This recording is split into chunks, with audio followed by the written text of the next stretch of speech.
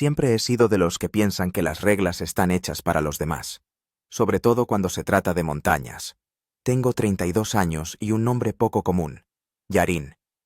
Mis padres hippies me lo pusieron en honor a alguna antigua deidad de la fertilidad, lo cual es bastante irónico, teniendo en cuenta mi pasión por los deportes de invierno.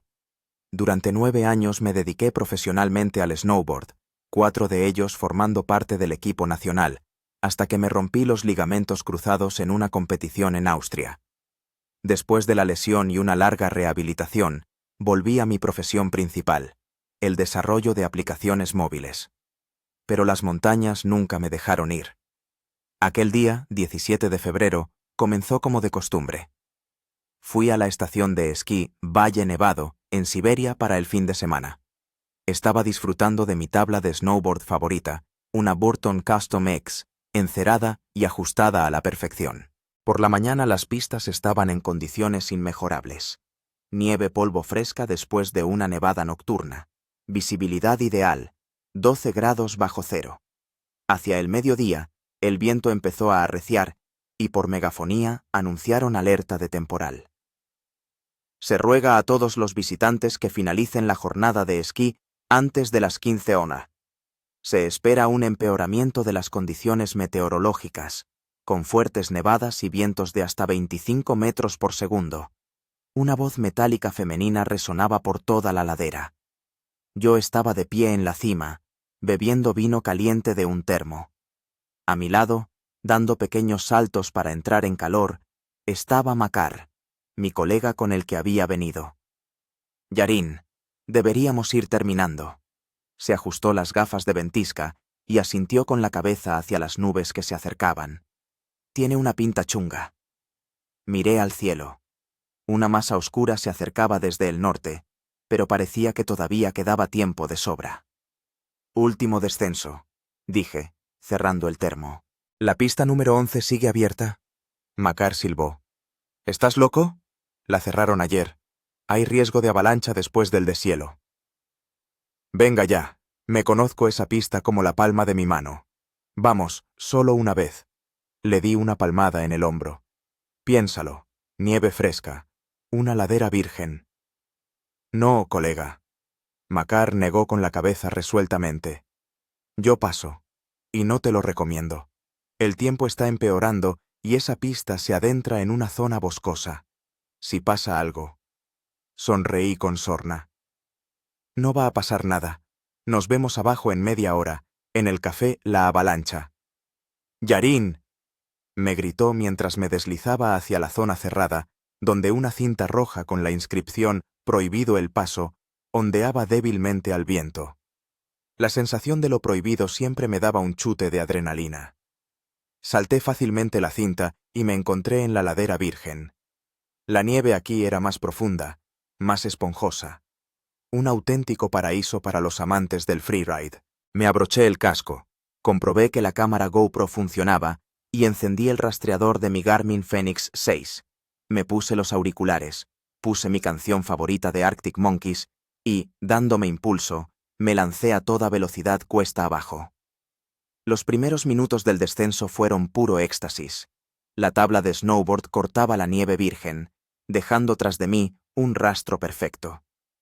Hice varios saltos desde trampolines naturales, disfrutando de la sensación de volar. El viento arreciaba, pero eso solo añadía emoción. Aproximadamente a mitad del descenso, noté que el cielo se oscurecía rápidamente. La nieve empezó a caer en grandes copos y la visibilidad se redujo drásticamente. Reduje la velocidad, consciente de que tenía que ser más prudente. La pista número 11 no era la más sencilla, ni siquiera con buen tiempo. Serpenteaba entre los árboles, descendía por tramos empinados y, al final, conducía a la estación inferior del teleférico a través de una zona boscosa. Pero al cabo de 10 minutos, me di cuenta de que algo no iba bien. Los árboles se volvían más densos, la pendiente más pronunciada, y no se veían puntos de referencia familiares. La nieve caía ahora a cántaros, y el mundo a mi alrededor se había convertido en una neblina blanca. Me detuve para comprobar el GPS del reloj, pero la señal era débil, y el mapa mostraba que me había desviado de la pista. ¡Mierda!, exclamé, sacando el teléfono del bolsillo interior de la chaqueta. Tenía cobertura, pero era débil, solo una barra. Intenté llamar a Makar, pero la llamada se cortó. Envié un mensaje. Creo que me he perdido. Bajaré siguiendo el azimut. El mensaje se envió, pero no hubo respuesta. Decidí seguir descendiendo, con la esperanza de llegar a algún punto conocido. La ventisca se intensificaba a cada minuto. La nieve me cegaba la máscara, el viento me hacía perder el equilibrio. Ya no esquiaba, sino que me deslizaba lentamente entre los árboles, intentando no chocar contra ellos. De repente, la pendiente se volvió aún más pronunciada. Intenté frenar, pero ya era demasiado tarde. La tabla se enganchó con algo bajo la nieve y salí rodando cuesta abajo. El mundo dio vueltas a mi alrededor. Sentí golpes contra la nieve, ramas, piedras. Finalmente, me detuve, chocando contra un árbol. Un dolor agudo me atravesó el hombro izquierdo. Yacía allí, respirando con dificultad, tratando de evaluar la gravedad de la lesión. Me senté lentamente, haciendo una mueca de dolor. La tabla de snowboard se había quedado en algún lugar más arriba en la ladera. El casco se había agrietado, pero me había protegido la cabeza. Me palpé el hombro. Dislocación, pero parece que no hay fractura. Poniéndome de pie, miré a mi alrededor. Solo había bosque y nieve, girando en una danza frenética. Ni rastro de la pista, ni un solo indicio de civilización. El reloj marcaba las 15:40, lo que significaba que pronto empezaría a oscurecer. El frío se filtraba bajo la chaqueta, y la realidad de la situación finalmente me golpeó de lleno. Estaba perdido en las montañas durante una ventisca, con un hombro lesionado, sin tabla de snowboard, y nadie sabía dónde estaba exactamente. Intenté revisar el teléfono de nuevo, pero ya no tenía nada de cobertura. La batería indicaba un 68%, pero con este frío podría agotarse mucho más rápido. Activé el modo de ahorro de energía y guardé el teléfono en el bolsillo.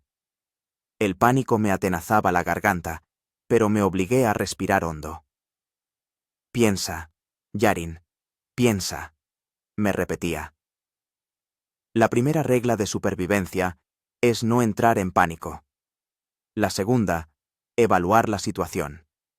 Tenía ropa de abrigo, algo de agua en el termo, un par de barritas energéticas en el bolsillo de la chaqueta, una navaja plegable, un mechero y un frontal en la mochila. No estaba tan mal para empezar. Decidí seguir bajando, siguiendo la dirección de la pendiente. Todos los ríos y arroyos de montaña, tarde o temprano, conducen a algún asentamiento. Pero caminar por la nieve profunda sin tabla era jodidamente difícil. Cada paso exigía un esfuerzo, y la mano izquierda me palpitaba de dolor.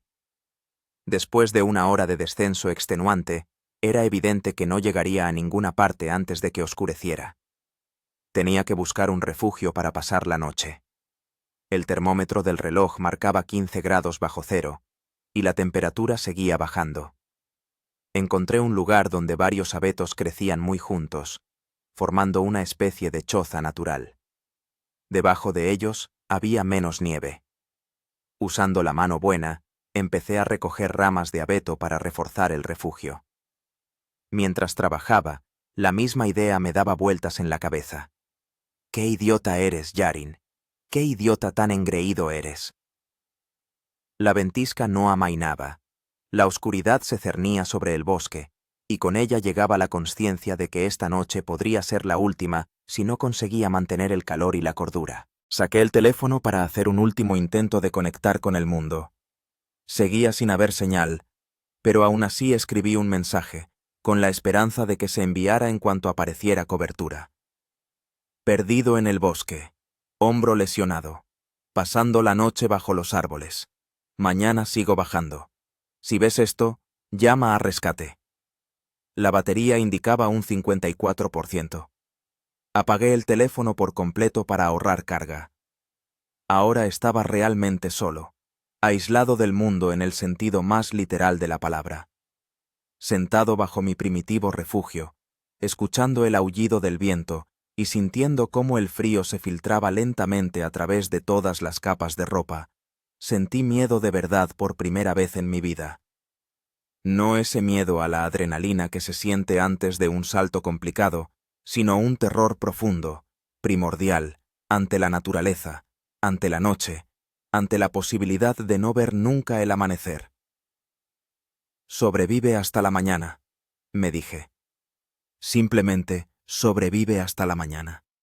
La oscuridad llegó de repente. Hace solo un minuto distinguía las siluetas de los árboles, y ahora el mundo se había reducido al pequeño espacio bajo los abetos donde intentaba construir un refugio.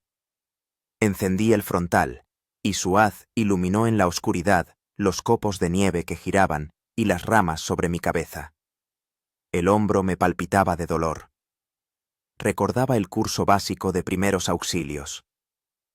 Un hombro dislocado hay que recolocarlo, pero hacerlo solo, sin experiencia, era arriesgado. Decidí, por ahora, inmovilizar el brazo con una bufanda, improvisando un cabestrillo.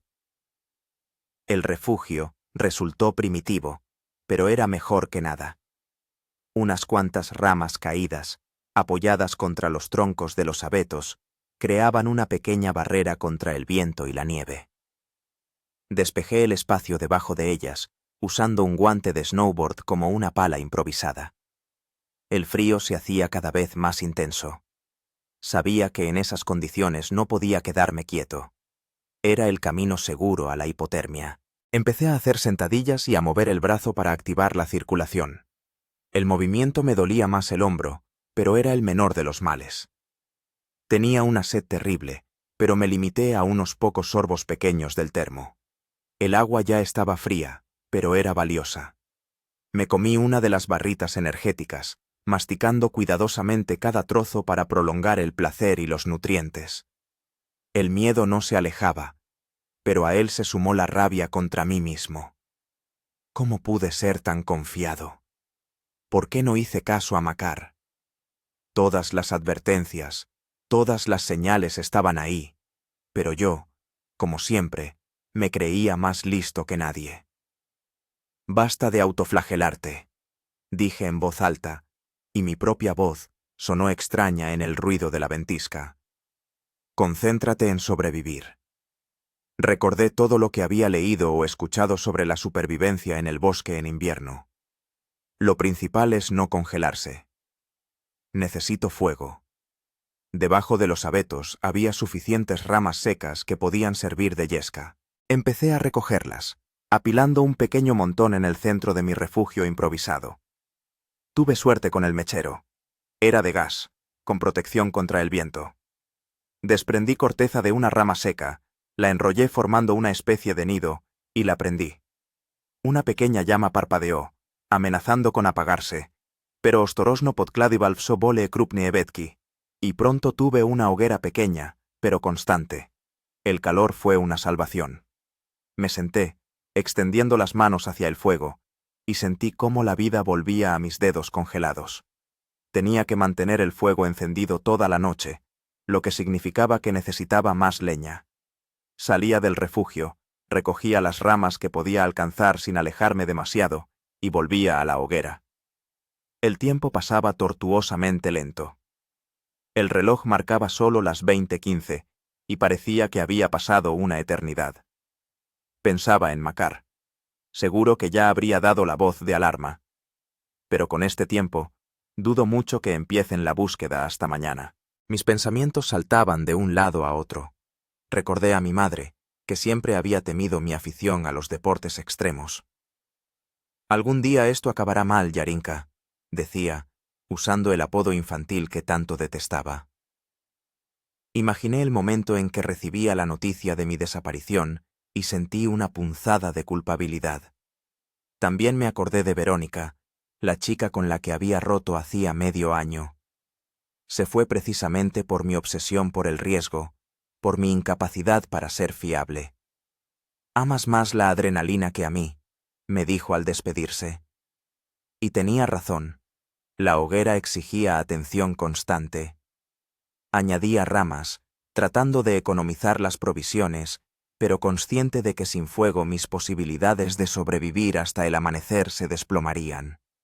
El viento aullaba cada vez con más fuerza, colándose incluso bajo la protección de los abetos, y me acerqué más a las llamas. Curiosamente, en un momento dado, a pesar del dolor, el frío y el miedo, me di cuenta de que una parte de mí, esa parte imprudente y ávida de emociones fuertes, encontraba algo fascinante en esta situación. Ya no era aquel riesgo artificial de los trucos en pistas preparadas. Era una verdadera lucha por la supervivencia, primordial, honesta. Enseguida me avergoncé de ese pensamiento. No había nada romántico en mi situación, solo frío, dolor y la posibilidad muy real de no salir de aquí con vida. Alrededor de la medianoche noté que la nevada empezaba a amainar. El viento seguía siendo fuerte, pero los copos se hicieron más pequeños y menos frecuentes. Eché un vistazo desde mi refugio.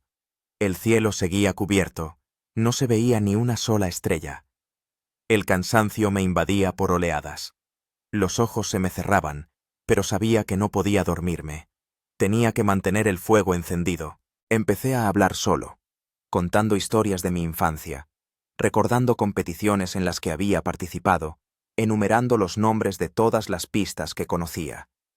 Lo que fuera con tal de evitar que mi conciencia se hundiera en la oscuridad del sueño. En un momento dado, me acordé de la GoPro del casco. Milagrosamente, la cámara había sobrevivido a la caída, aunque el casco se había rajado. La encendí y empecé a grabar. Día 1. O, mejor dicho, noche 1. Mi voz sonaba ronca y cansada. Perdido en plena ventisca en una pista cerrada. Genial, ¿verdad? Sonreí con amargura. Tengo el hombro dislocado, pero en general estoy bien. Me he hecho un refugio y he encendido una hoguera. Si alguien encuentra esta grabación. Me quedé callado, sin saber qué decir. Decidle a mi madre que al final he aprendido a encender fuego sin pastillas de encendido. Apagué la cámara, ahorrando batería. Podría serme útil para grabar el terreno con luz de día, lo que podría facilitar la búsqueda del camino. Alrededor de las 2 de la madrugada me di cuenta de que empezaba a quedarme dormido. Me sacudí, eché más ramas a la hoguera y decidí hacer algo que requiriera concentración. Saqué del bolsillo la segunda barrita energética, la partí por la mitad y escondí una parte de nuevo. La otra me la comí lentamente, saboreando cada bocado. El hombro me dolía cada vez más. Intenté masajearlo con cuidado, pero cualquier movimiento provocaba una punzada de dolor. No llevaba analgésicos conmigo. Otra lección para el futuro. Si es que tengo ese futuro. Para distraerme del dolor, empecé a planificar mis acciones para el día siguiente. Tendría que bajar por la ladera, orientándome con la brújula del reloj. Si el tiempo acompañaba, quizás conseguiría pillar señal de teléfono en una zona más despejada, o llegar a alguna pista, carretera, pueblo. Recordé que en esta zona debía de haber un río, el río Blanco. Si lo encontraba y lo seguía río abajo, tarde o temprano llegaría a la civilización. El problema era que no tenía ni idea de en qué dirección buscar ese río. La noche parecía no tener fin. Luchaba contra el sueño, levantándome de vez en cuando y dando unos pasos de un lado a otro bajo los abetos, para desentumecer las piernas congeladas. Las provisiones de ramas se agotaban y cada vez tenía que salir más a menudo a buscar nuevas. Cada vez que volvía a la hoguera, sentía cómo la ropa se cubría de una capa de hielo que se derretía con el calor, dejándome aún más empapado y vulnerable al frío. En un momento dado, cuando salí una vez más a por leña, me pareció ver una luz a lo lejos. El corazón me dio un vuelco. Escudriñé la oscuridad hasta que me dolieron los ojos, pero no volví a ver nada. Quizás era solo una alucinación, fruto del cansancio y el estrés. Volví a la hoguera con una nueva carga de ramas y decidí intentar enviar una señal. Saqué el teléfono, lo encendí y apunté con la linterna hacia donde me había parecido ver la luz. Lo repetí varias veces, pero no hubo respuesta. Seguía sin haber cobertura, y la batería había bajado al 49%. Volví a apagar el teléfono y lo guardé cerca del cuerpo, para que el frío no consumiera la batería aún más rápido. Alrededor de las 4 de la madrugada, a pesar de todos mis esfuerzos, empecé a quedarme dormido. Los ojos se me cerraban solos, la cabeza se me caía sobre el pecho. Era consciente del peligro, pero mi cuerpo necesitaba descanso. Decidí permitirme unas cabezadas de 15 o 20 minutos, poniendo el despertador en el reloj. Era como una tortura. Apenas te hundías en el olvido salvador, cuando un sonido penetrante te devolvía a la realidad del frío, el dolor y el miedo. Pero funcionaba. Me despertaba, echaba ramas al fuego y volvía a poner el despertador. En una de esas siestas, soñé con Verónica. Estábamos en las montañas, pero no en invierno, sino en verano. Laderas verdes, un sol radiante, caminábamos por un sendero, cogidos de la mano. Ella me decía algo, se reía, pero yo no oía las palabras. Intentaba escuchar, pero el sonido del despertador me sacó del sueño. Abrí los ojos. La hoguera casi se había apagado y eché apresuradamente las últimas ramas que me quedaban. Tenía que ir a buscar más, pero el cansancio era tal que cada movimiento me costaba un mundo. Me obligué a levantarme y a mirar por debajo de los abetos. Y me quedé helado de sorpresa. La nevada había cesado por completo, el viento había amainado y, en el este, el cielo empezaba a clarear. Miré el reloj. Eran las 5:42 de la mañana. Pronto amanecería. Sentí una bocanada de energía renovada. Había sobrevivido a esa noche.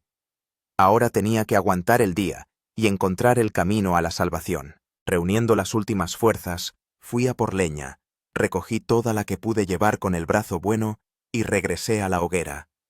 Eché ramas, me aseguré de que el fuego prendía bien y me permití sentarme, apoyando la espalda en el tronco de un abeto. Por primera vez en muchas horas, sentí algo parecido a la esperanza. Pronto habría luz. Podría evaluar el terreno, entender hacia dónde moverme. Quizás hasta vería rastros de civilización que no eran visibles durante la ventisca. Con esos pensamientos, volví a empezar a adormecerme, pero esta vez no luché contra el sueño tan desesperadamente. Sabía que pronto saldría el sol y me despertaría con su luz.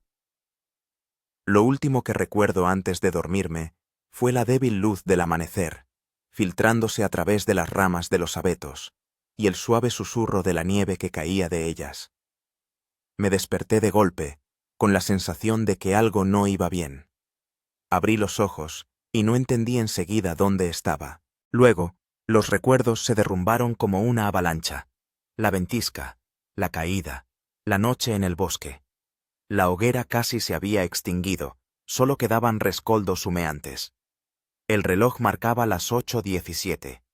Había dormido mucho más de lo que había planeado. El sol ya había salido, sus rayos se filtraban entre las ramas de los abetos, creando un caprichoso juego de luces y sombras en la nieve. Me levanté, haciendo una mueca de dolor en el hombro, que se había hinchado mucho durante la noche. Cada movimiento con la mano izquierda resonaba con un dolor punzante. Lo primero que hice fue comprobar el teléfono. La batería indicaba un 48%. Seguía sin haber cobertura. Salí de debajo de los abetos a un espacio abierto, levanté el teléfono lo más alto que pude, girando en diferentes direcciones, pero el resultado fue el mismo. Ni una sola rayita de señal. El tiempo había mejorado notablemente. El cielo estaba limpio, azul, el viento casi había cesado. La temperatura, según el termómetro del reloj, había subido a -10 grados. Seguía haciendo frío, pero era mucho más soportable que por la noche. Miré a mi alrededor, intentando entender dónde me encontraba.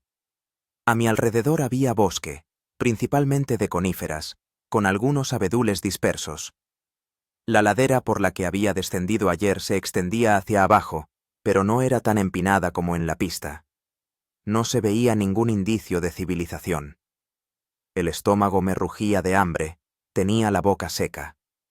Bebí unos cuantos sorbos de agua del termo, Quedaba menos de la mitad. Me comí el resto de la barrita energética, masticando concienzudamente cada trozo. Tenía que decidir qué hacer a continuación.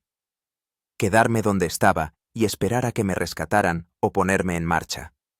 Sabía que Makar seguramente habría denunciado mi desaparición y que los equipos de rescate probablemente ya me estarían buscando. Pero en un terreno como este, la búsqueda podría llevar días, sobre todo si no saben la dirección exacta en la que me fui. Decidí actuar de forma proactiva. Encendí la GoPro y grabé una panorámica de los alrededores, comentando lo que veía y mis planes. Mañana del segundo día. El tiempo ha mejorado, la visibilidad es buena. Sigo descendiendo por la ladera. Espero encontrar un río o algún rastro de gente. Me duele el hombro, pero puedo moverme. Me queda agua para un día aproximadamente. No tengo comida. Apagué la cámara y empecé a prepararme. Metí en la mochila todo lo que podía ser útil.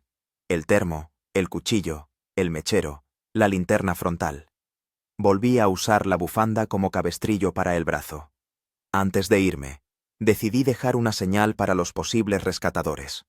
Con ramas, dibujé en la nieve una gran flecha, indicando la dirección en la que iba a ir. Al lado puse unas ramas de abeto, para que la señal fuera más visible. Moverse por la nieve profunda sin raquetas era difícil. Cada paso exigía esfuerzo. La nieve se hundía bajo mis pies, a veces hasta la rodilla. Intentaba elegir el camino a través de zonas menos nevadas, siguiendo la línea de descenso.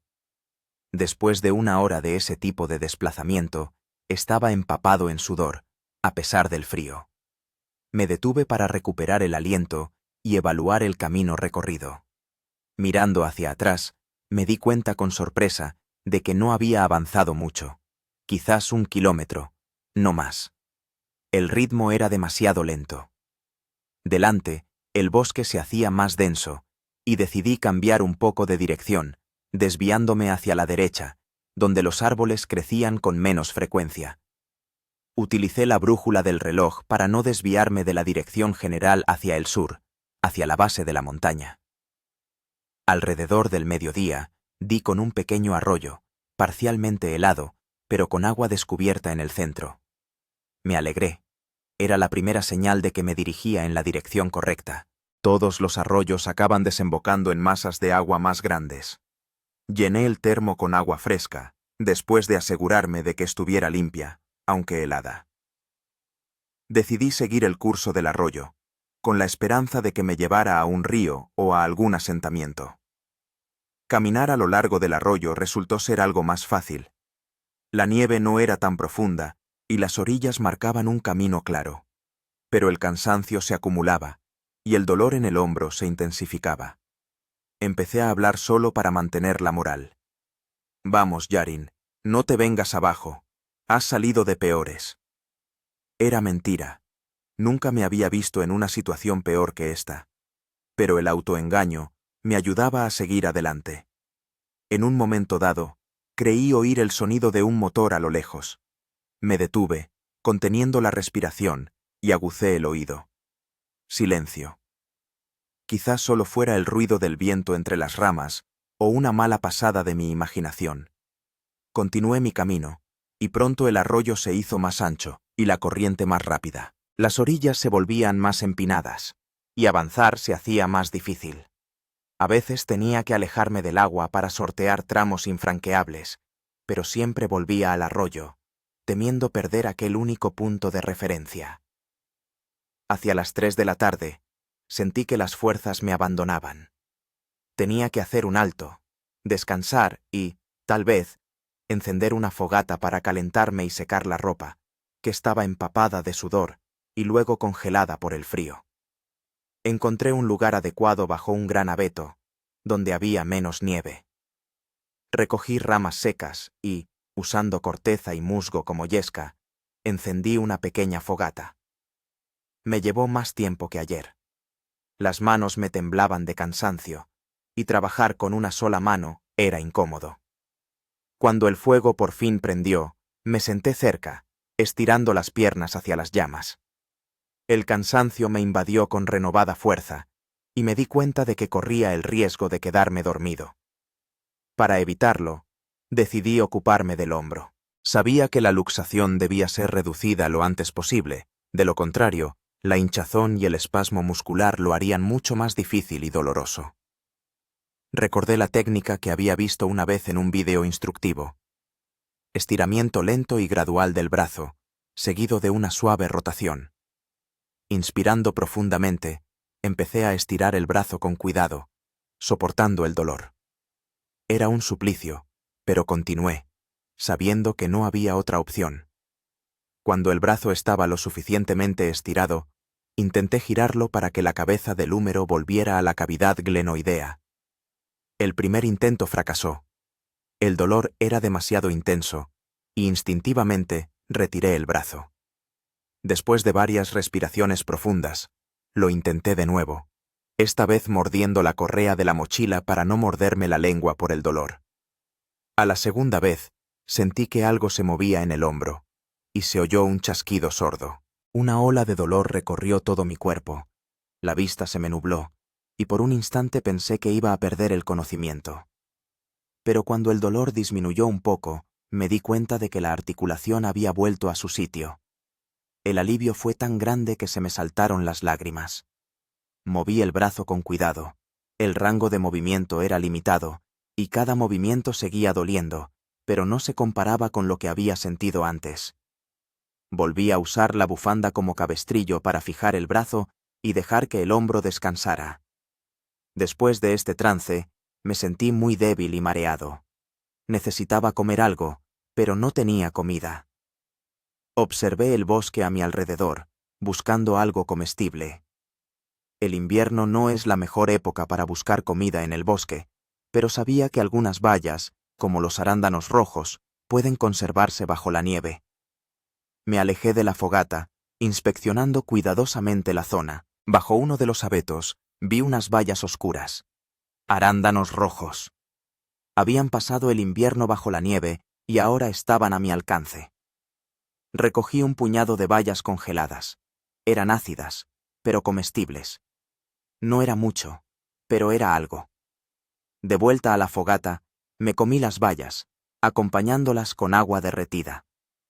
El estómago pedía más, pero tenía que conformarme con lo que había. El día declinaba, y tenía que decidir si seguir adelante o prepararme para otra noche en el bosque. Me sentía demasiado agotado para seguir moviéndome, y decidí quedarme allí hasta la mañana. Empecé a preparar un refugio, basándome en la experiencia de la noche anterior.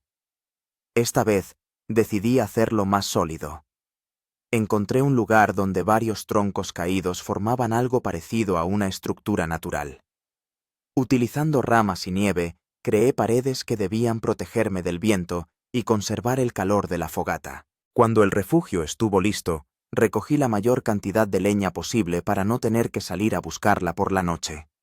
Oscureció rápidamente, y pronto el mundo se redujo de nuevo al pequeño círculo de luz de la fogata. Me senté, mirando el fuego, y pensando en lo que pasaría mañana. Si seguía avanzando a lo largo del arroyo, tarde o temprano debía llegar a la gente. Pero, ¿cuántos días más tardaría? ¿Tendría fuerzas suficientes? ¿Y si empezaba una nueva ventisca? Saqué el teléfono. La batería indicaba un 41%, y seguía sin haber cobertura. Decidí arriesgarme y encenderlo durante unos minutos para comprobar el GPS. Para mi sorpresa, la aplicación de mapas se cargó y mostró mi ubicación. Estaba a unos 12 kilómetros del pueblo más cercano, pero en dirección completamente opuesta al complejo turístico. De alguna manera, no me dirigía a las faldas de la montaña, sino que avanzaba a lo largo de la cresta. Esto era una buena y una mala noticia. La buena. Ahora sabía dónde estaba y hacia dónde tenía que ir. La mala. Me había alejado mucho más del complejo de lo que pensaba, y lo más probable era que los equipos de rescate me estuvieran buscando en otro lugar. Marqué mi posición en el mapa y la dirección hacia el pueblo, luego apagué el teléfono para ahorrar batería. Mañana cambiaré de ruta y me dirigiré directamente al pueblo, utilizando la brújula del reloj. La noche prometía ser fría, pero no tan ventosa como la anterior. Me acomodé en mi refugio, puse la mochila bajo la cabeza e intenté encontrar una postura en la que el hombro me doliera lo menos posible. El cansancio me venció, y empecé a quedarme dormido, a pesar de todos mis intentos de luchar contra él. Lo último que recuerdo fue el crepitar de las ramas ardiendo y el parpadeo de las estrellas a través de los claros en la copa de los árboles. La noche transcurrió en duermevela. Me despertaba cada hora y media para echar leña a la hoguera y volvía a dormirme. Los sueños eran confusos, inquietantes. En uno de ellos veía un helicóptero de rescate volando sobre mí, pero por mucho que gritaba, no me oían. Me desperté por el frío. La hoguera casi se había apagado. El cielo en el este empezaba a clarear. Amanecía el tercer día de mi involuntaria aventura, y esperaba que fuera el último. El amanecer del tercer día me pilló en camino. Decidí salir temprano para aprovechar al máximo las horas de luz. El hombro me dolía, pero estaba más ágil que ayer. Me volví a poner el cabestrillo improvisado y me puse en marcha en dirección al pueblo, orientándome con la brújula del reloj. El tiempo era bueno. El sol se elevaba lentamente sobre el horizonte, tiñendo la nieve de tonos rosados. La temperatura, según mis cálculos, rondaba los 15 grados bajo cero. Hacía frío, pero soportable mientras me movía.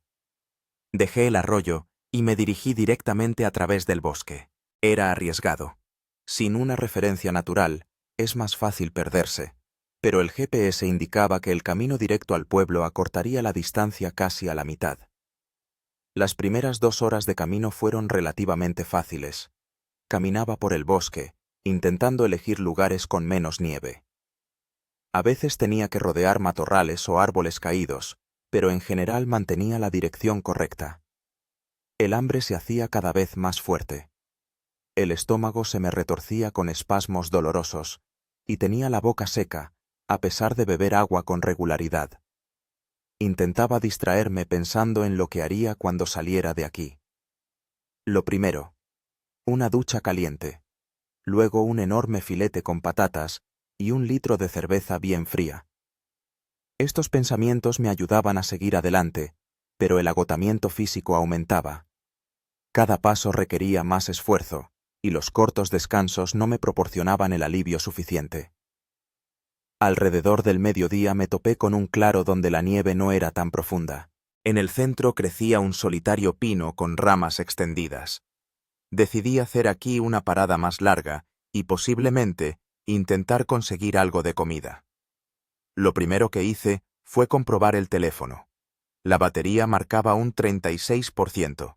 Seguía sin haber cobertura. Lo encendí 1 minuto para comprobar mi ubicación en el mapa. Había avanzado unos 5 kilómetros en la dirección correcta. No estaba mal, pero aún quedaban unos 7 kilómetros hasta el pueblo. Apagué el teléfono y miré a mi alrededor en busca de algo comestible. Vi bajo la nieve unas bayas rojas de escaramujo. Recogí tantas como pude encontrar y me las comí, escupiendo cuidadosamente las semillas y los pelillos. Eran agridulces y aliviaron un poco mi sensación de hambre. Decidí no hacer fuego para no perder tiempo, sino simplemente descansar a la sombra del pino. Apoyé la espalda contra el tronco y cerré los ojos, permitiéndome unos minutos de completa relajación. No sé cuánto tiempo estuve así sentado, quizás 5 minutos, quizás media hora, pero me desperté con la extraña sensación de que me observaban. Abrí los ojos y me quedé petrificado. A 10 metros de mí, al borde del claro, estaba un lobo. Grande, pardo grisáceo, con ojos amarillos, me miraba fijamente, sin moverse. Sentí un escalofrío de miedo recorrer mi espalda. Lentamente, intentando no hacer movimientos bruscos, me puse de pie. El lobo seguía mirando, sin mostrar ni agresión ni miedo. Sabía que no podía correr, eso podría provocar que me persiguiera. Tenía que parecer más grande y seguro de lo que me sentía. ¡Eh! Grité, esforzándome para que mi voz sonara firme. ¡Lárgate de aquí! El lobo no se movió. Levanté las manos por encima de la cabeza, haciéndome visualmente más grande, y volví a gritar, esta vez más alto. La bestia parpadeó, pero permaneció en su sitio. Empecé a retroceder lentamente, sin darle la espalda al lobo. Saqué el cuchillo del bolsillo y lo abrí. Un arma lamentable contra un depredador así, pero mejor que nada. El lobo dio unos pasos hacia mí y me quedé paralizado. El corazón me latía tan fuerte que parecía que iba a salirse del pecho. No sabía qué hacer a continuación. Seguir retrocediendo o intentar asustarlo de forma más agresiva. En ese instante, en la lejanía, resonó un aullido. Otro lobo llamaba a un semejante. Mi observador giró la cabeza hacia el sonido y luego, para mi inmenso alivio, se dio la vuelta y se adentró en el bosque. Me quedé quieto, inmóvil, durante varios minutos, intentando regular mi respiración. Cuando pasó el primer impacto, me di cuenta de que no había sido un encuentro casual. Lo más probable era que el lobo me hubiera olfateado desde lejos y hubiera venido expresamente a ver quién había invadido su territorio. Esto significaba que me encontraba en el territorio de una manada de lobos, y que el encuentro podría repetirse, tal vez con un desenlace menos favorable. Tenía que seguir adelante, y rápido. Recogí mis cosas y continué mi camino, ahora con redoblada vigilancia. Cada susurro, cada crujido de una rama me hacía sobresaltarme y mirar hacia atrás. Caminaba más rápido que antes, a pesar del cansancio. Aproximadamente una hora después, llegué a una pequeña colina. Ascenderla fue duro, pero esperaba que desde la cima pudiera evaluar mejor los alrededores y, tal vez, divisar un poblado o alguna señal de civilización. Una vez en la cima, miré a mi alrededor. Por doquier, hasta donde alcanzaba la vista, se extendía el bosque. No había ningún indicio de presencia humana. Sin embargo, observé que, aproximadamente a 1 kilómetro hacia el este, el bosque se aclaraba, y allí, posiblemente, había una carretera o una trocha. Decidí cambiar de dirección y dirigirme hacia ese claro. Al bajar de la colina, continué mi camino, sintiendo cómo las fuerzas me abandonaban gradualmente. El hambre, el cansancio y la constante tensión estaban haciendo mella en mí. En un momento dado, me sorprendí caminando, casi sin ser consciente de lo que me rodeaba. Los pensamientos se confundían, y manchas oscuras flotaban ante mis ojos. Me detuve, consciente de que estaba al borde del desmayo. Tenía que hacer algo urgentemente. Me arrodillé, recogí nieve y me la apliqué en la cara. El frío me devolvió un poco en sí. Luego comí algunas bayas de escaramujo que me quedaban en el bolsillo y tomé varios sorbos de agua. Cuando el mareo disminuyó un poco, continué mi camino, pero ahora más despacio, haciendo breves paradas cada 15-20 minutos. Sabía que a este ritmo no llegaría al pueblo hoy, pero la alternativa era el agotamiento total y, posiblemente, perder el conocimiento en el bosque. El sol ya se estaba poniendo cuando finalmente llegué al claro que había visto desde la colina. No era una carretera, sino una ancha trocha para una línea de alta tensión. Los postes se extendían en ambas direcciones, hasta donde alcanzaba la vista. Esto era bueno y malo a la vez. Bueno, porque las líneas de alta tensión siempre conducen a núcleos poblados. Malo, porque no sabía en qué dirección estaba el pueblo más cercano. Saqué el teléfono, lo encendí y comprobé el mapa. La batería indicaba 29%. Según el GPS, el pueblo estaba a unos 5 kilómetros al sureste. La línea de alta tensión seguía casi la misma dirección, desviándose ligeramente hacia el este, pero en general era un camino mucho mejor que a través del bosque. Decidí seguir a lo largo de la trocha. Caminar aquí era más fácil. La nieve no era tan profunda y la línea recta proporcionaba una dirección clara. Pero el cansancio hacía mella, y el ritmo era lento. Cuando el sol casi se había ocultado tras el horizonte, me di cuenta de que no llegaría al pueblo hoy. Tenía que prepararme para otra noche en el bosque. Encontré un lugar al borde de la trocha, donde varios abetos formaban un refugio natural, y comencé a recoger leña para una fogata. Encender el fuego me llevó más tiempo de lo normal. Las manos me temblaban por el cansancio y el hambre. Pero al final, las llamas prendieron y me senté con alivio junto a la fogata. Los últimos rayos de sol tiñeron el cielo de tonos naranja y rojo. Me senté, mirando al fuego, y pensando en que mañana, tal vez, por fin llegaría a la gente. Ese pensamiento me daba fuerzas, pero al mismo tiempo era consciente de que físicamente estaba al límite. 3 días sin comida decente, con una cantidad mínima de agua, la tensión constante y el frío habían hecho su trabajo. Sentía cómo la debilidad se extendía por mi cuerpo, cómo se me cerraban los párpados. Me obligué a levantarme y recoger más leña. La fogata debía arder toda la noche. Luego regresé al fuego y me senté, apoyando la espalda contra el tronco de un abeto. Los pensamientos fluían lentamente, como jarabe espeso. Pensaba en casa, en mis padres, que seguramente estarían desesperados de preocupación. En Verónica. ¿Sabrá que he desaparecido? ¿Estará preocupada? Saqué el teléfono. La batería indicaba 26%. Seguía sin haber cobertura. Decidí arriesgarme y encenderlo durante unos minutos para grabar un mensaje de vídeo, por si me pasaba algo y encontraban el teléfono. Hola. Comencé, mirando a la cámara. La voz era ronca, el rostro que veía en la pantalla demacrado y cubierto de barba incipiente. Hoy es el tercer día que estoy perdido en las montañas. Ahora mismo estoy cerca de una línea de alta tensión, a unos 5 kilómetros del pueblo de Tayoshni, según el GPS. Mañana intentaré llegar allí. Si estáis viendo este vídeo y no me han encontrado. Me detuve, sin saber qué decir. Decidles a mis padres que los quiero.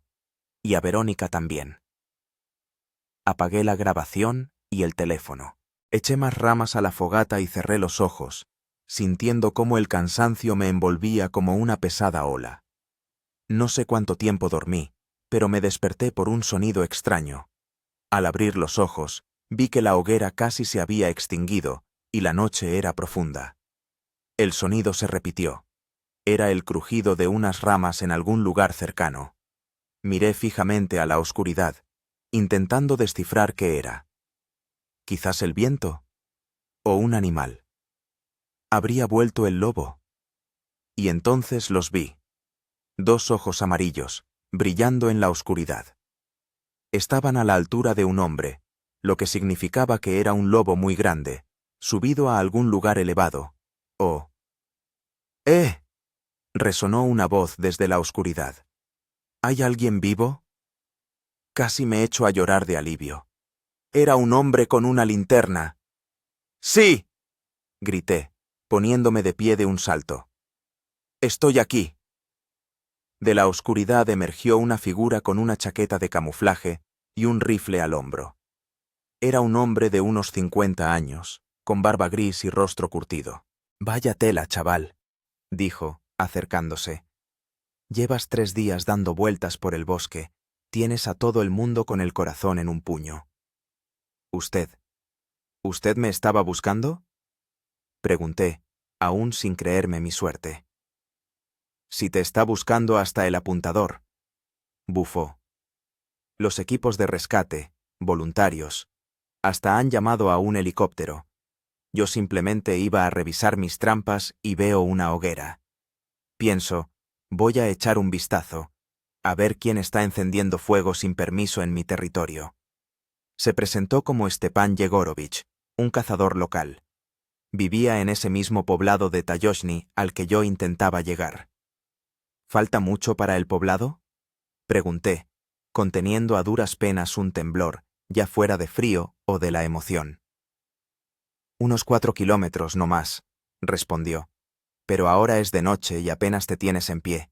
Mejor vamos a mi cabaña, está aquí cerca, a medio kilómetro.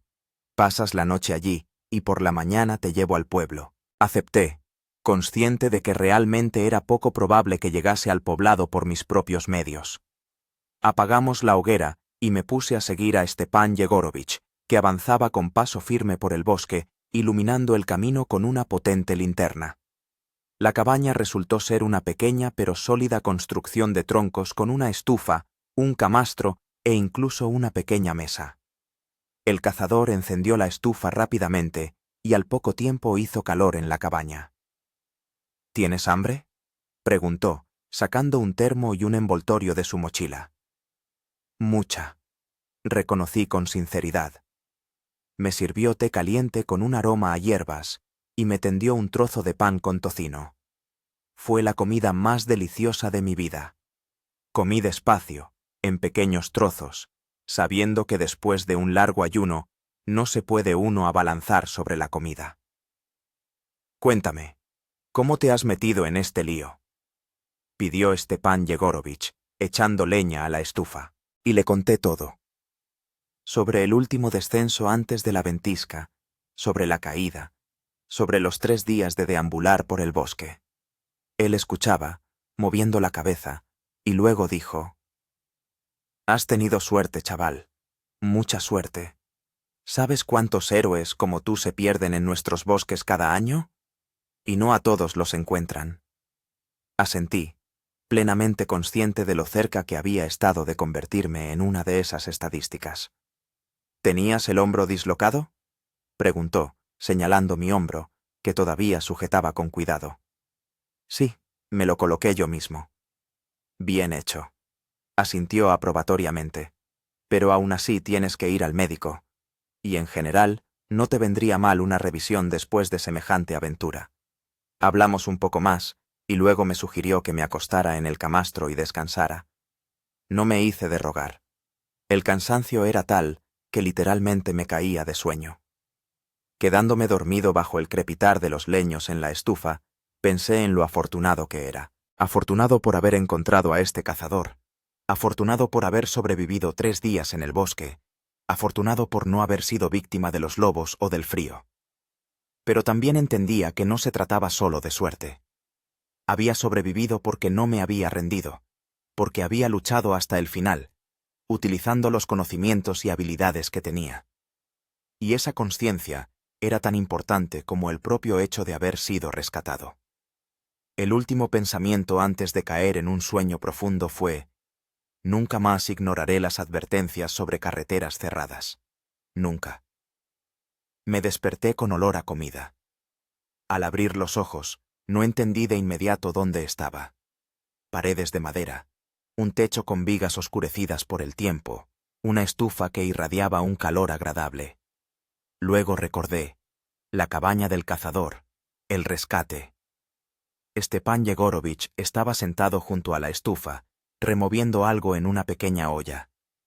Al darse cuenta de que me había despertado, asintió. «Buenos días, viajero. ¿Qué tal has dormido?» «Bien», respondí, sentándome en el camastro. Y era verdad. No recordaba la última vez que había dormido tan profundamente y con tanta tranquilidad. El hombro todavía me dolía, pero ya no tanto. Moví el brazo con cuidado. El rango de movimiento era limitado, pero sin dolor agudo. «La papilla está lista», dijo el cazador, retirando la olla de la estufa. «Cebada perlada con carne estofada, nada especial, pero te dará fuerzas». Sirvió la papilla en cuencos y nos sentamos a desayunar. Comí despacio, disfrutando de cada cucharada. Después de 3 días a base de bayas y nieve, hasta la simple cebada perlada parecía un festín. «¿Qué planes tienes?», preguntó Stepan Yegorovich cuando terminamos de comer. «Necesito contactar con mis amigos, con mis padres», respondí. «Seguramente están preocupadísimos. Y llegar al complejo turístico, recoger mis cosas». «En el pueblo hay cobertura», asintió. «Y hasta el complejo turístico habrá unos 30 kilómetros. El autobús pasa 2 veces al día, por la mañana y por la tarde. El de la mañana ya lo has perdido, así que solo podrás ir por la tarde». Nos reunimos y salimos de la cabaña. El día era claro y gélido. El sol brillaba con intensidad, reflejándose en la nieve. Respiré hondo el aire puro y frío y sentí una inyección de energía. El camino hasta el poblado duró cerca de 1 hora. Stepan Yegorovich caminaba rápido, con paso firme, y yo intentaba no quedarme atrás, aunque el cansancio y las secuelas de 3 días en el bosque aún se hacían notar. Tayoshny resultó ser un pequeño poblado. Unas pocas decenas de casas, una tienda, una oficina de correos, un puesto de socorro y la administración en un mismo edificio. Cuando entramos en el poblado, los lugareños nos vieron y pronto se reunió una pequeña multitud alrededor. ¿Es el muchacho al que están buscando?, preguntaban, examinándome con curiosidad. Es él, confirmó Stepan Yegorovich. Lo encontré ayer cerca de mis trampas, a duras penas con vida. La gente me rodeó, todos querían escuchar la historia de mi supervivencia. Conté los detalles brevemente, sintiéndome incómodo por tanta atención. La jefa de la administración, una mujer robusta de unos 50 años que se presentó como Nina Petrovna, me llevó al edificio de la administración. «Tenemos que avisar a los equipos de rescate de que te han encontrado», dijo. «Llevan 3 días buscándote, incluso han llamado a un helicóptero desde el centro regional. Llamó al Ministerio de Situaciones de Emergencia y hablé con un oficial, explicándole dónde estaba y que me encontraba bien. Después me ofreció usar el teléfono para llamar a mi familia. Marqué el número de mi madre. Respondió al primer tono, como si estuviera sentada con el teléfono en la mano. ¿Diga? Su voz sonaba tensa, agotada. «Mamá, soy yo», dije, y la voz me tembló. «¿Yarin?», casi gritó. «Yarin, ¿eres tú? ¿Dónde estás? ¿Estás bien?» «Sí, mamá, estoy bien». Intenté hablar con calma, pero las emociones me inundaban. «Estoy en el poblado de Tayoshny, no está lejos del balneario. Me perdí en las montañas, pero todo salió bien». Lloraba al teléfono y sentí que las lágrimas también me inundaban los ojos. Le conté brevemente lo que había sucedido y le prometí que pronto estaría en casa. Luego llamé a Makar. Él también estaba al borde de un ataque de nervios por el alivio. «Tío, no te imaginas lo que está pasando aquí», exclamó. «Te están buscando todos, rescatistas, policía, voluntarios. Tu foto está en todas las noticias». «¿En serio?» No me esperaba una búsqueda de tal magnitud. «Totalmente. Te has convertido en una celebridad local. ¿Cuándo vuelves?» Le expliqué que pensaba llegar en el autobús de la noche y prometió recogerme en la estación de autobuses. Después de las llamadas, Nina Petrovna insistió en que visitara al médico. En un pequeño consultorio, un anciano de mirada atenta me examinó el hombro. «Fue una luxación, y bien recolocada, por cierto», concluyó. «Pero aún así, tendrás que hacerte una radiografía cuando vuelvas a la ciudad, y reposo para el brazo durante al menos 2 semanas». Curó varias heridas menores y rasguños que ni siquiera había notado, y me dio un analgésico. «Ha tenido suerte», dijo al terminar el examen. «No hay signos de congelación. El estado general es satisfactorio, teniendo en cuenta las circunstancias. Pero de todas formas, acuda al hospital cuando regrese». Después del médico, me invitaron al comedor local, donde me dieron de comer. Borsch, albóndigas con puré de patatas y compota de frutas. Comí lentamente, disfrutando de cada bocado, de cada sorbo. Stepan Yegorovich estaba sentado a mi lado, y le agradecí una vez más que me hubiera salvado. «Bah, no es nada», dijo restándole importancia. «Simplemente me encontré en el lugar correcto en el momento oportuno. Podrías haber llegado tú solo al poblado, a juzgar por lo bien que te moviste en el bosque». Quizás tenía razón, pero aún así sentía una enorme gratitud hacia este hombre. Después del almuerzo tenía todavía unas horas hasta que saliera el autobús. Le pedí a Nina Petrovna un cargador para el teléfono. Tenía un cable adecuado. Mientras el teléfono se cargaba, me senté en el edificio de la administración, mirando por la ventana la calle nevada del poblado. Los pensamientos fluían lentamente, con calma. Estaba pensando en cómo había cambiado mi percepción durante estos 3 días. Las cosas que parecían importantes antes, la carrera, el estatus, el dinero, ahora parecían tan insignificantes en comparación con las simples alegrías: el calor, la comida, la seguridad, los seres queridos. Recordé a Verónica y comprendí que quería llamarla. No para retomar la relación o demostrar nada, sino simplemente para escuchar su voz, para decirle que tenía razón con respecto a mí. Cuando el teléfono se cargó al 50%, marqué su número.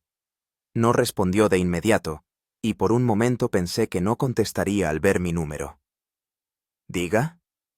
Su voz sonaba cautelosa.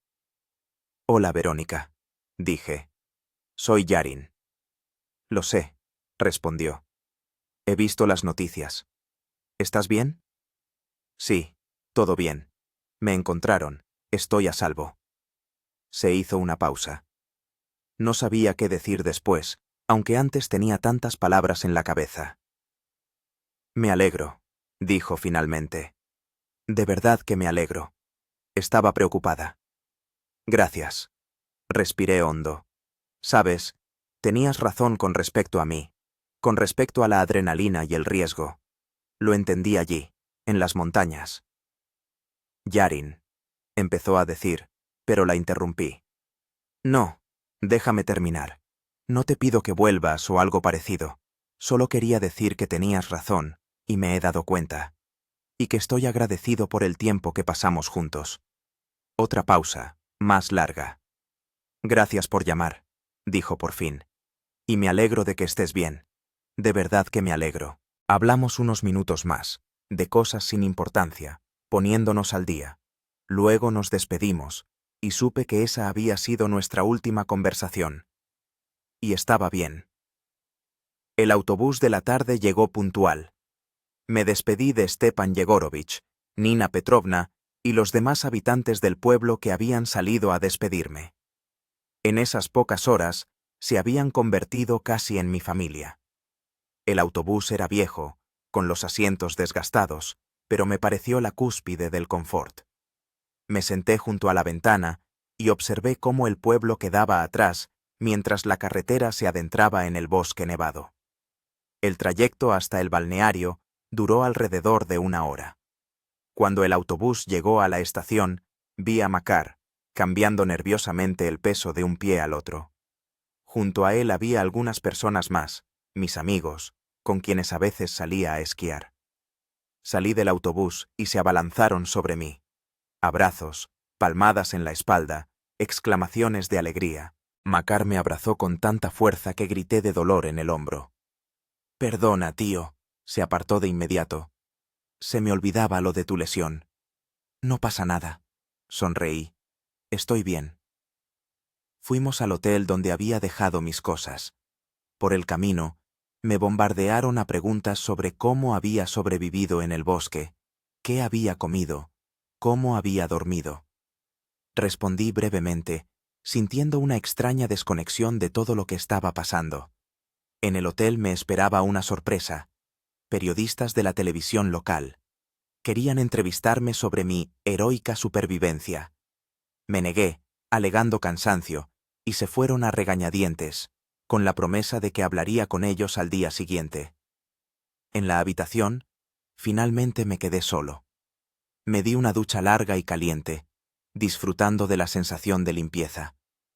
Me puse ropa limpia, que me pareció inusualmente suave y cómoda después de 3 días con la misma. Luego me tumbé en la cama y simplemente me quedé mirando al techo. Mis pensamientos eran extrañamente tranquilos, casi meditativos. Pensaba en lo que había vivido, en las lecciones que había aprendido de esta experiencia. La principal lección era simple. La vida es frágil y valiosa. Todos nuestros planes, ambiciones, aspiraciones, pueden volverse insignificantes en un instante ante la necesidad de sobrevivir. Y al mismo tiempo, cuando estás al borde de la vida y la muerte, te das cuenta de lo que realmente importa. Tus seres queridos, las alegrías sencillas, la posibilidad de respirar, moverte, sentir. Decidí que cambiaría muchas cosas en mi vida. No renunciaría a las montañas ni al snowboard. Esa pasión estaba demasiado arraigada en mí. pero abordaría el riesgo de manera diferente, con más respeto y comprensión de las consecuencias. También decidí que escribiría un libro sobre mi experiencia, no por fama ni por dinero, sino para que otros pudieran aprender de mis errores y, tal vez, salvar la vida de alguien. Con estos pensamientos, me quedé dormido sin darme cuenta, sintiéndome por primera vez en muchos días verdaderamente a salvo. Han pasado 3 semanas desde mi regreso del bosque. La vida volvía gradualmente a la normalidad, pero algo en mí había cambiado irreversiblemente. Había vuelto a mi apartamento en la ciudad, a mi trabajo con las aplicaciones, a las preocupaciones cotidianas. Pero ahora todo se percibía de otra manera. El hombro casi se había recuperado. La radiografía mostró que no había daños graves, solo un esguince de ligamentos. El médico me recetó fisioterapia y ejercicios que hacía diligentemente todos los días. La historia de mi supervivencia realmente había atraído la atención de los medios. Hubo varias entrevistas para canales locales, un artículo en el periódico regional. Incluso me invitaron a la radio para hablar sobre la seguridad en la montaña y sobre cómo sobrevivir si te pierdes. Acepté, esperando que mi experiencia ayudara a otros a evitar situaciones similares. Mis padres llegaron al día siguiente de mi regreso y se quedaron conmigo una semana. Mi madre revoloteaba a mi alrededor, preparaba mis platos favoritos y me preguntaba constantemente cómo me sentía. Mi padre era más reservado, pero veía alivio y orgullo en sus ojos. Hablamos mucho, de la vida, de las prioridades, del futuro. Estas conversaciones nos unieron más que nada de lo que había habido antes. Empecé a escribir un libro sobre mi experiencia, como había planeado. Cada noche me sentaba frente al ordenador y registraba recuerdos, pensamientos, conclusiones. Era terapéutico, como si reviviera aquellos días, pero ya a salvo, con la posibilidad de reflexionar sobre todo lo sucedido. Una de esas noches, cuando estaba trabajando en el capítulo sobre la segunda noche en el bosque, sonó el timbre. Era un mensajero con un paquete. Dentro había una tabla de snowboard nueva, una Burton Flight Attendant, una de las mejores para freeride, con una nota. Para las próximas aventuras, pero solo por pistas abiertas. El equipo Burton. Me conmovió este gesto. Al parecer, mi historia había llegado también a los representantes de la marca, y habían decidido apoyarme de esta manera. La nueva tabla de snowboard me recordó las montañas, la pasión que casi me cuesta la vida. No había vuelto a esquiar desde el incidente, pero sabía que volvería a las pistas. Ahora ya con otra actitud hacia el riesgo y la seguridad. Unos días después, recibí otra llamada inesperada, de Stepan Yegorovich. De alguna manera consiguió mi número, quizá a través de la administración del pueblo, y decidió averiguar cómo me iba. «¿Qué tal el hombro?», preguntó con su característica voz áspera. «Casi bien», respondí. «Todavía me duele un poco al hacer esfuerzo, pero mucho mejor». «Me alegro», hizo una pausa. «Sabes, he estado pensando, si alguna vez quieres volver por estos lares, pero esta vez sin perderte, de forma civilizada, con un guía, podría enseñarte lugares donde los turistas no suelen ir. Es una belleza increíble». Me sorprendió y conmovió su ofrecimiento. «Gracias, Stepan Yegorovich. Aceptaré tu invitación sin falta. Quizá incluso este verano». «Te espero», respondió simplemente y colgó. Esta conversación me hizo reflexionar sobre lo caprichosa que puede ser la vida. Mi imprudencia y error me llevaron a una situación peligrosa, pero también me regalaron una nueva comprensión de la vida e incluso una nueva amistad. Una noche, revisando las grabaciones de la GoPro que hice durante mi forzosa aventura, me topé con imágenes que no recordaba. Era una grabación hecha automáticamente durante mi caída en la ladera. La cámara capturó el momento en que perdí el control.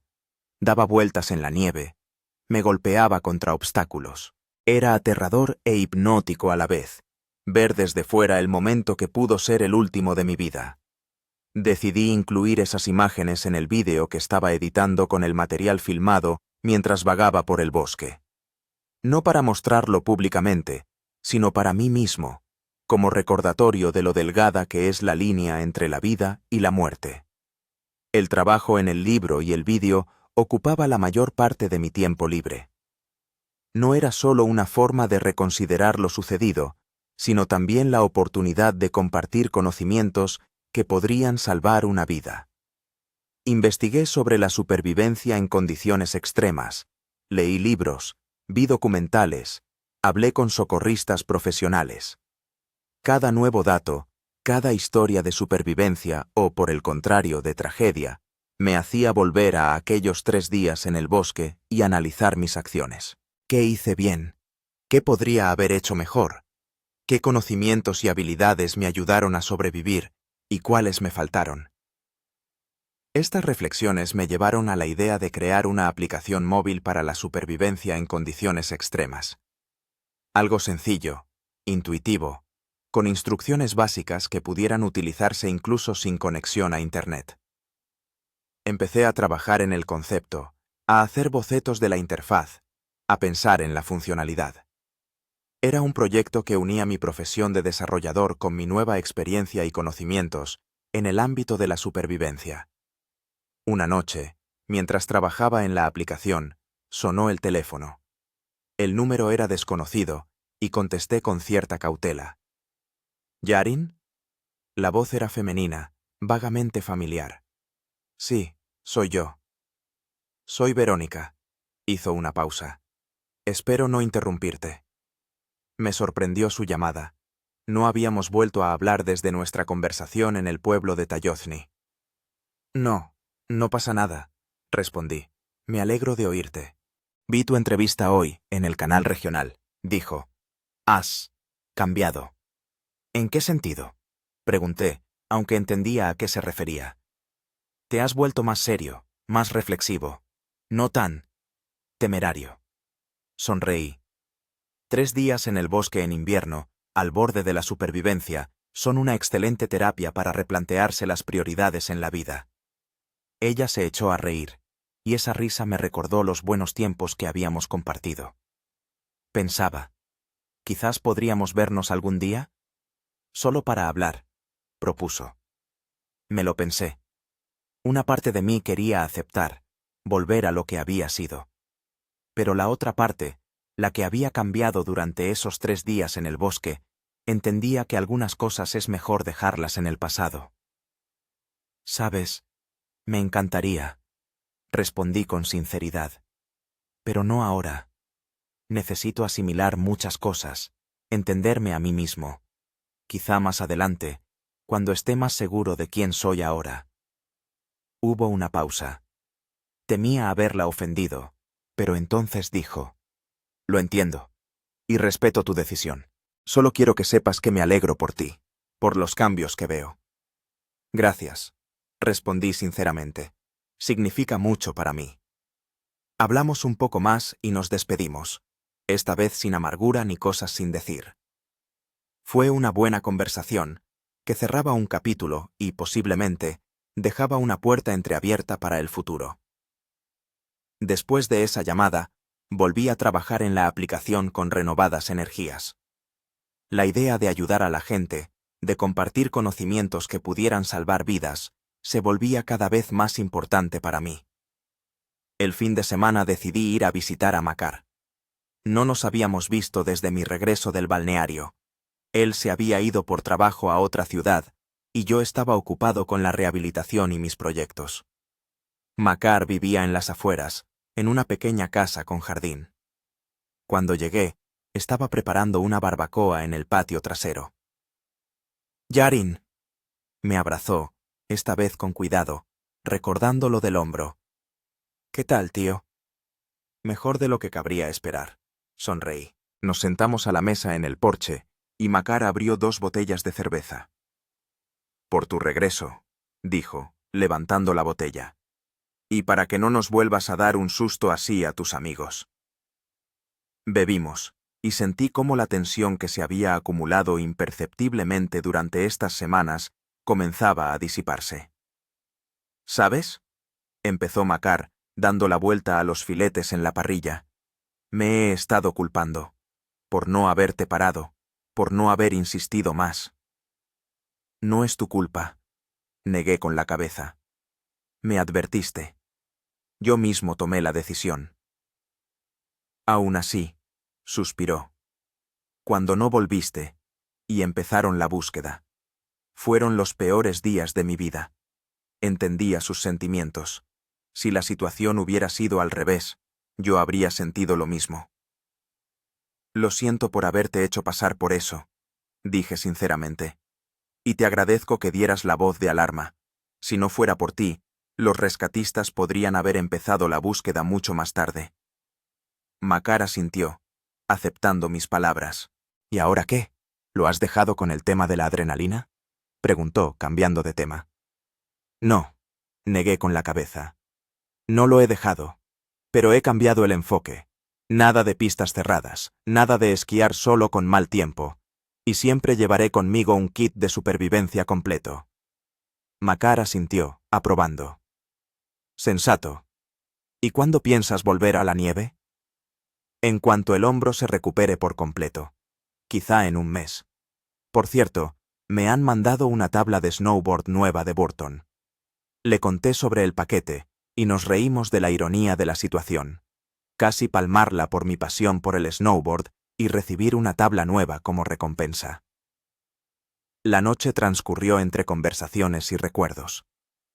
Makar me contó cómo se organizó la búsqueda, cómo voluntarios y rescatistas trabajaron día y noche, cómo utilizaron drones y cámaras termográficas. Me asombró la magnitud de la operación y la cantidad de personas dispuestas a ayudar a un desconocido en apuros. Cuando me marché de casa de Makar, me sentí aliviado. Esta noche me ayudó a volver definitivamente a la normalidad, a cerrar el capítulo de la supervivencia y a seguir adelante. La semana siguiente, recibí una propuesta inesperada de una empresa que fabrica material de aventura. Querían que fuera la imagen de su nueva campaña, dedicada a la seguridad en la montaña. La idea era utilizar mi historia como ejemplo de que incluso los deportistas experimentados pueden meterse en problemas si ignoran las normas de seguridad. Acepté, con la condición de que una parte de los fondos de la campaña se destinara a apoyar a los servicios de rescate y a la formación de voluntarios. La empresa aceptó mis condiciones y empezamos a trabajar en una serie de vídeos y artículos. Esta colaboración me dio una nueva plataforma para difundir conocimientos sobre supervivencia y seguridad. Sentí que había encontrado una nueva vocación.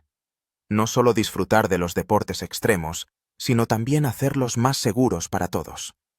Un día recibí una carta de los padres de un niño que se había perdido en el bosque durante una excursión. Escribían que su hijo había recordado mi historia, que había visto en la televisión, y había utilizado los mismos principios de supervivencia. Encontró un refugio, hizo una fogata, se quedó donde estaba hasta que lo encontraron. Esta carta me llegó al corazón y me confirmó que estaba en el camino correcto. El trabajo en el libro y la aplicación avanzaba. Encontré un editor interesado en publicar mi historia y un equipo de desarrolladores dispuestos a ayudar con los aspectos técnicos de la aplicación. La vida se estaba enderezando, adquiriendo un nuevo sentido y dirección.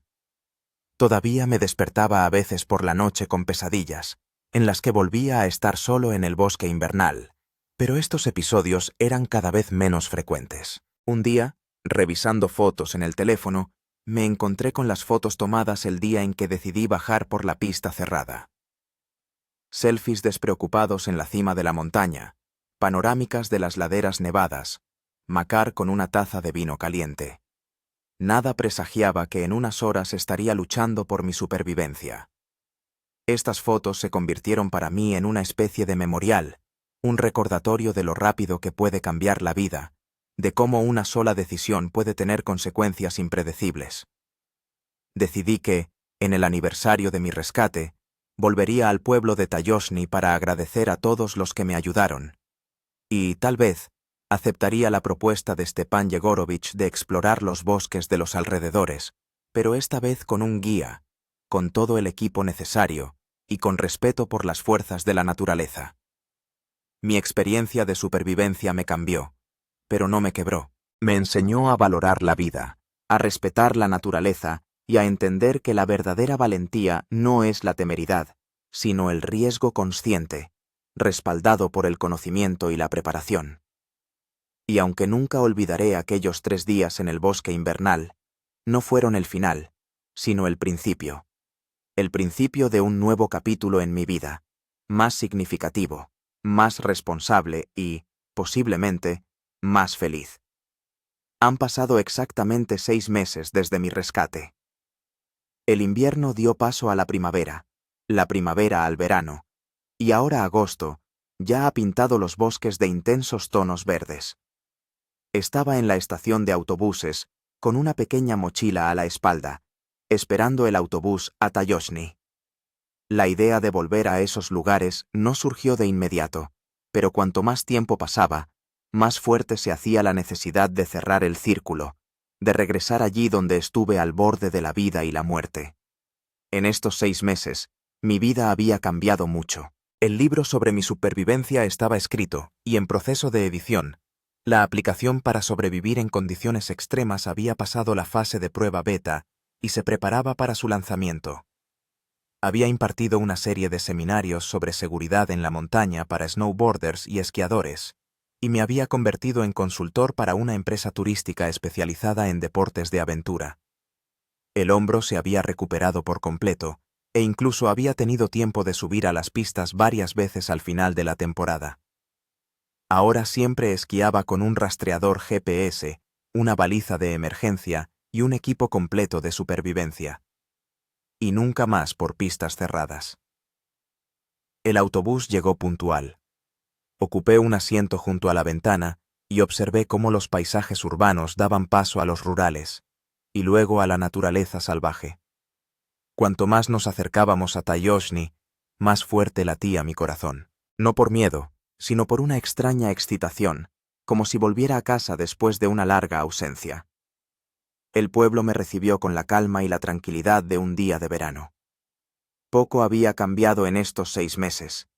Las mismas casas de madera, la misma calle principal, la misma tienda en el cruce.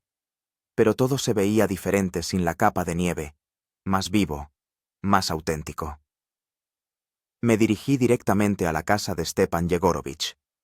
Habíamos acordado mi llegada con antelación, y él me había prometido mostrarme los lugares donde había vagado en invierno, pero ya en su versión estival. La casa del cazador se encontraba en las afueras del pueblo, una robusta cabaña de troncos con contraventanas talladas y un gran huerto. Stepan Yegorovich estaba sentado en el porche, fumando en pipa, como si me estuviera esperando justo en ese momento. «Apareciste», dijo en lugar de un saludo, pero en su voz se notaba calidez. «Pensé que no vendrías». «Lo prometí». Sonreí, estrechando su mano callosa. Me hizo pasar a la casa, donde todo era sencillo, pero sólido. Muebles de madera, una estufa, pieles en el suelo. En la pared colgaban varias fotografías, un rifle en su funda y haces de hierbas secas. «¿Quieres té?», preguntó, poniendo la tetera en la hornalla. «Con hierbas, yo mismo las recolecto». Acepté, y pronto estábamos sentados a la mesa, bebiendo un té aromático y hablando de los planes para los próximos días. «A ver». Stepan Yegorovich extendió un mapa de la zona sobre la mesa. «Aquí te encontré». Señaló un punto cerca de la línea eléctrica. «Y vagaste más o menos por esta zona». Su dedo trazó un círculo alrededor de un área en el mapa. «Mañana iremos, te lo mostraré todo. De paso, iremos hasta tu refugio bajo los abetos, si lo encontramos. Aunque en verano todo se ve diferente».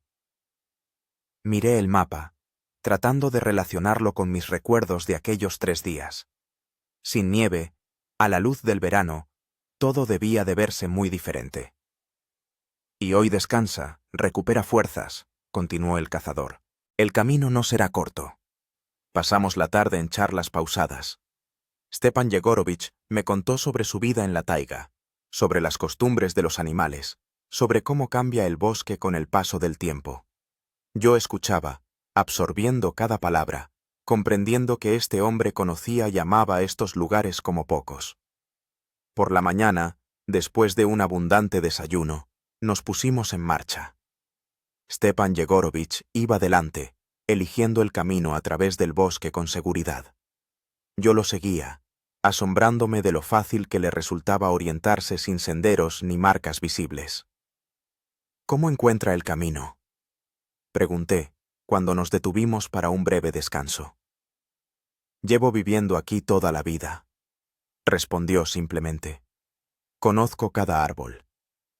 Y hay señales, si se observa con atención. Me mostró cómo determinar los puntos cardinales por el musgo de los árboles, por la forma de los hormigueros, por la disposición de las ramas.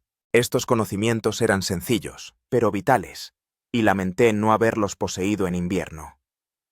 Caminamos durante varias horas, cruzando arroyos, subiendo colinas, atravesando matorrales. Y de repente, Stepan Yegorovich se detuvo. Aquí, dijo, señalando una pradera frente a nosotros. Aquí te encontré. Miré a mi alrededor. El lugar parecía completamente normal. Una pequeña pradera en el bosque, rodeada de abetos y abedules. Nada recordaba aquella noche, cuando yo, medio muerto de cansancio y frío, intentaba mantener el fuego en la hoguera. ¿Estás seguro?, pregunté con duda. Absolutamente, asintió. ¿Ves aquel abeto roto?, señaló un árbol con la copa rota. Por él siempre reconozco este lugar.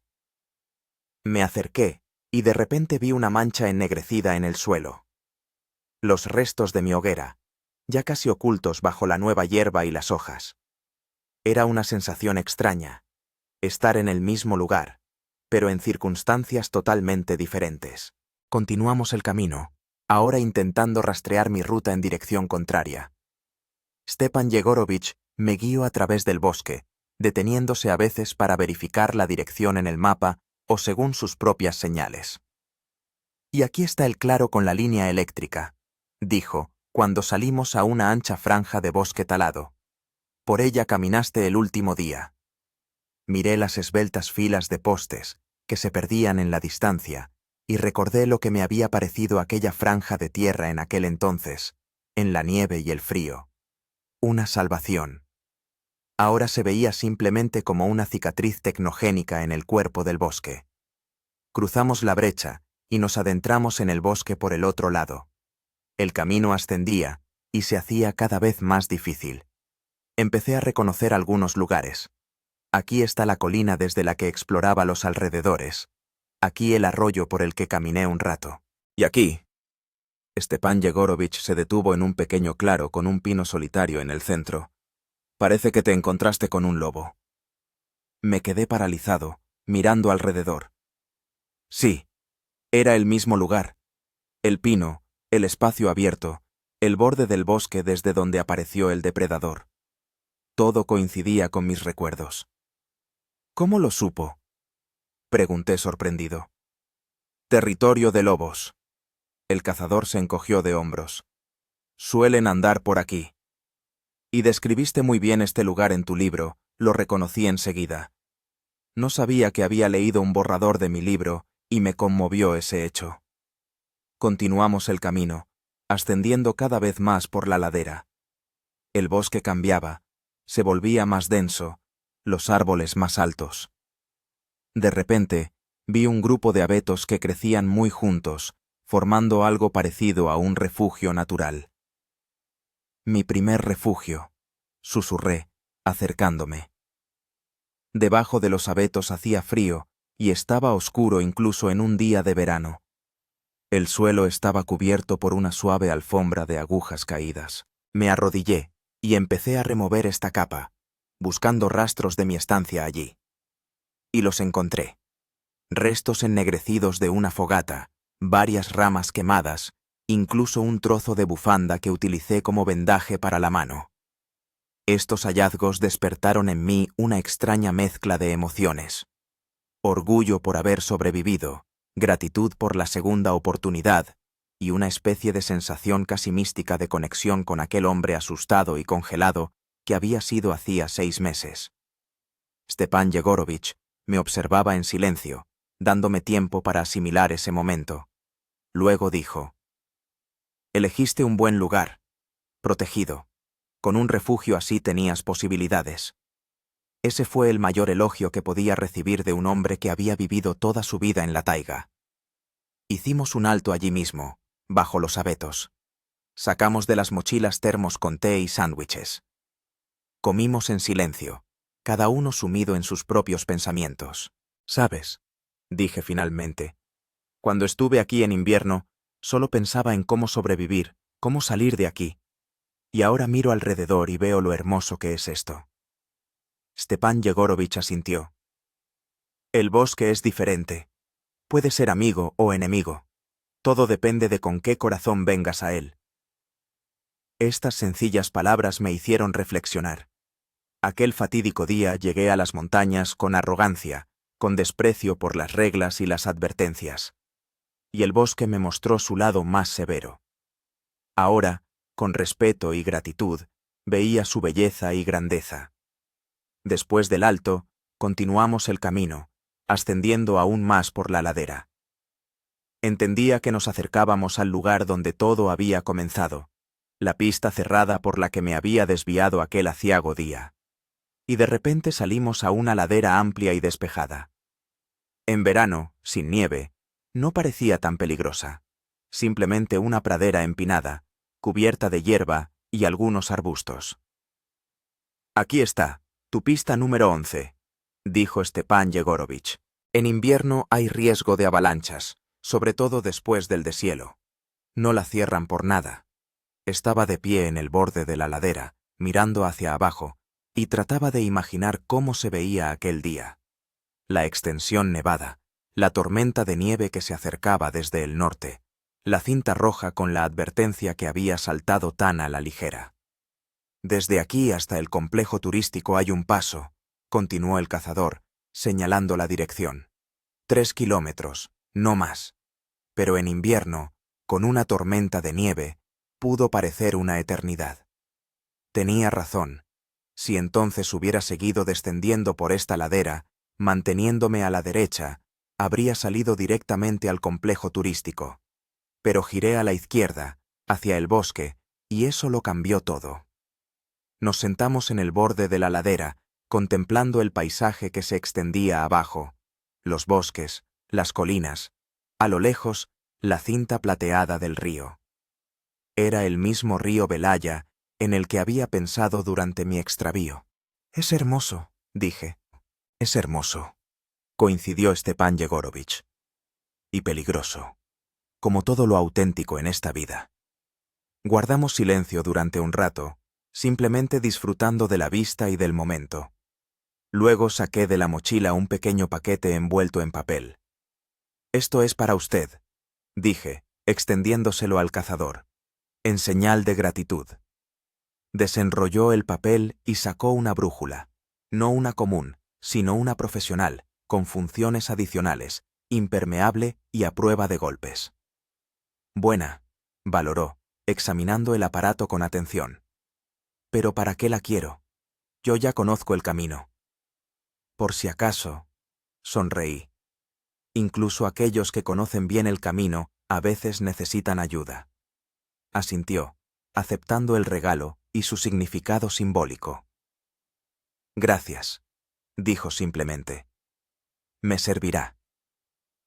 Comenzamos el descenso de regreso al pueblo por otro camino, más directo y fácil. Stepan Yegorovich me mostraba diferentes plantas, me hablaba de sus propiedades, me enseñaba a distinguir las huellas de los animales. Absorbía estos conocimientos, comprendiendo su valor no solo para sobrevivir, sino también para una comprensión más profunda de la naturaleza. Por la tarde regresamos al pueblo. Sentía un agradable cansancio y una especie de paz interior, como si hubiera cerrado un círculo importante en mi vida. Al día siguiente tenía que marcharme, pero por la tarde se reunieron en casa de Stepan Yegorovich los habitantes del pueblo. los que me habían ayudado aquel día en que el cazador me llevó al poblado. Nina Petrovna, la enfermera, la dependienta de la tienda y algunas personas más. Estábamos sentados a una mesa grande, comiendo comida sencilla pero sabrosa, bebiendo té y conversando. Les contaba cómo había cambiado mi vida después de aquellos sucesos, sobre el libro, la aplicación, los seminarios de seguridad. Escuchaban con interés, hacían preguntas y compartían sus propias historias sobre la vida en la taiga. En un momento dado, Nina Petrovna dijo: «¿Sabes, Yarin? Tu historia también ha cambiado muchas cosas por aquí. Después de lo tuyo, organizamos un grupo local de rescatistas voluntarios, recibimos formación. Ahora, si alguien se pierde en el bosque, podemos ayudar a los rescatistas profesionales». Me emocionó saber que mi historia había tenido tal repercusión, que había ayudado no solo a mí, sino también a otras personas. La velada terminó tarde. Cuando los invitados se fueron, Stepan Yegorovich y yo nos quedamos un rato más en el porche, mirando las estrellas. «Ven en invierno», dijo de repente. «Te enseñaré a esquiar bien por la taiga, para que la próxima vez, si pasa algo, salgas tú solo». «Iré seguro», prometí. Y no era simple cortesía, realmente quería volver, aprender más, profundizar esa conexión con la naturaleza que había nacido durante aquellos 3 días de supervivencia. Por la mañana, antes de partir, volví a pasear por el poblado. Entré en la tienda, compré dulces locales para mis padres, me pasé por la administración para despedirme de Nina Petrovna. En todas partes me recibían como a un viejo conocido, con calidez y respeto. Cuando llegó el autobús, Stepan Yegorovich me acompañó hasta la parada.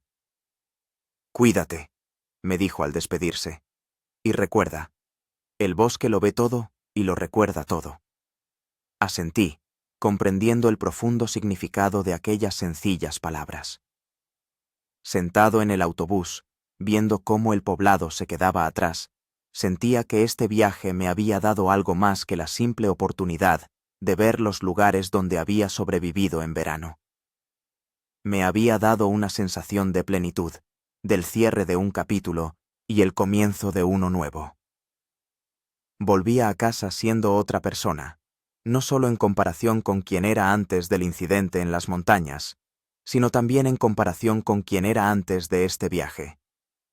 Más íntegro, más consciente, con una comprensión más profunda de mi lugar en el mundo, y sabía que volvería allí de nuevo, no como un hombre que busca emociones fuertes, sino como un alumno dispuesto a escuchar y aprender de aquellos que viven en armonía con la naturaleza, comprenden sus leyes y respetan su fuerza.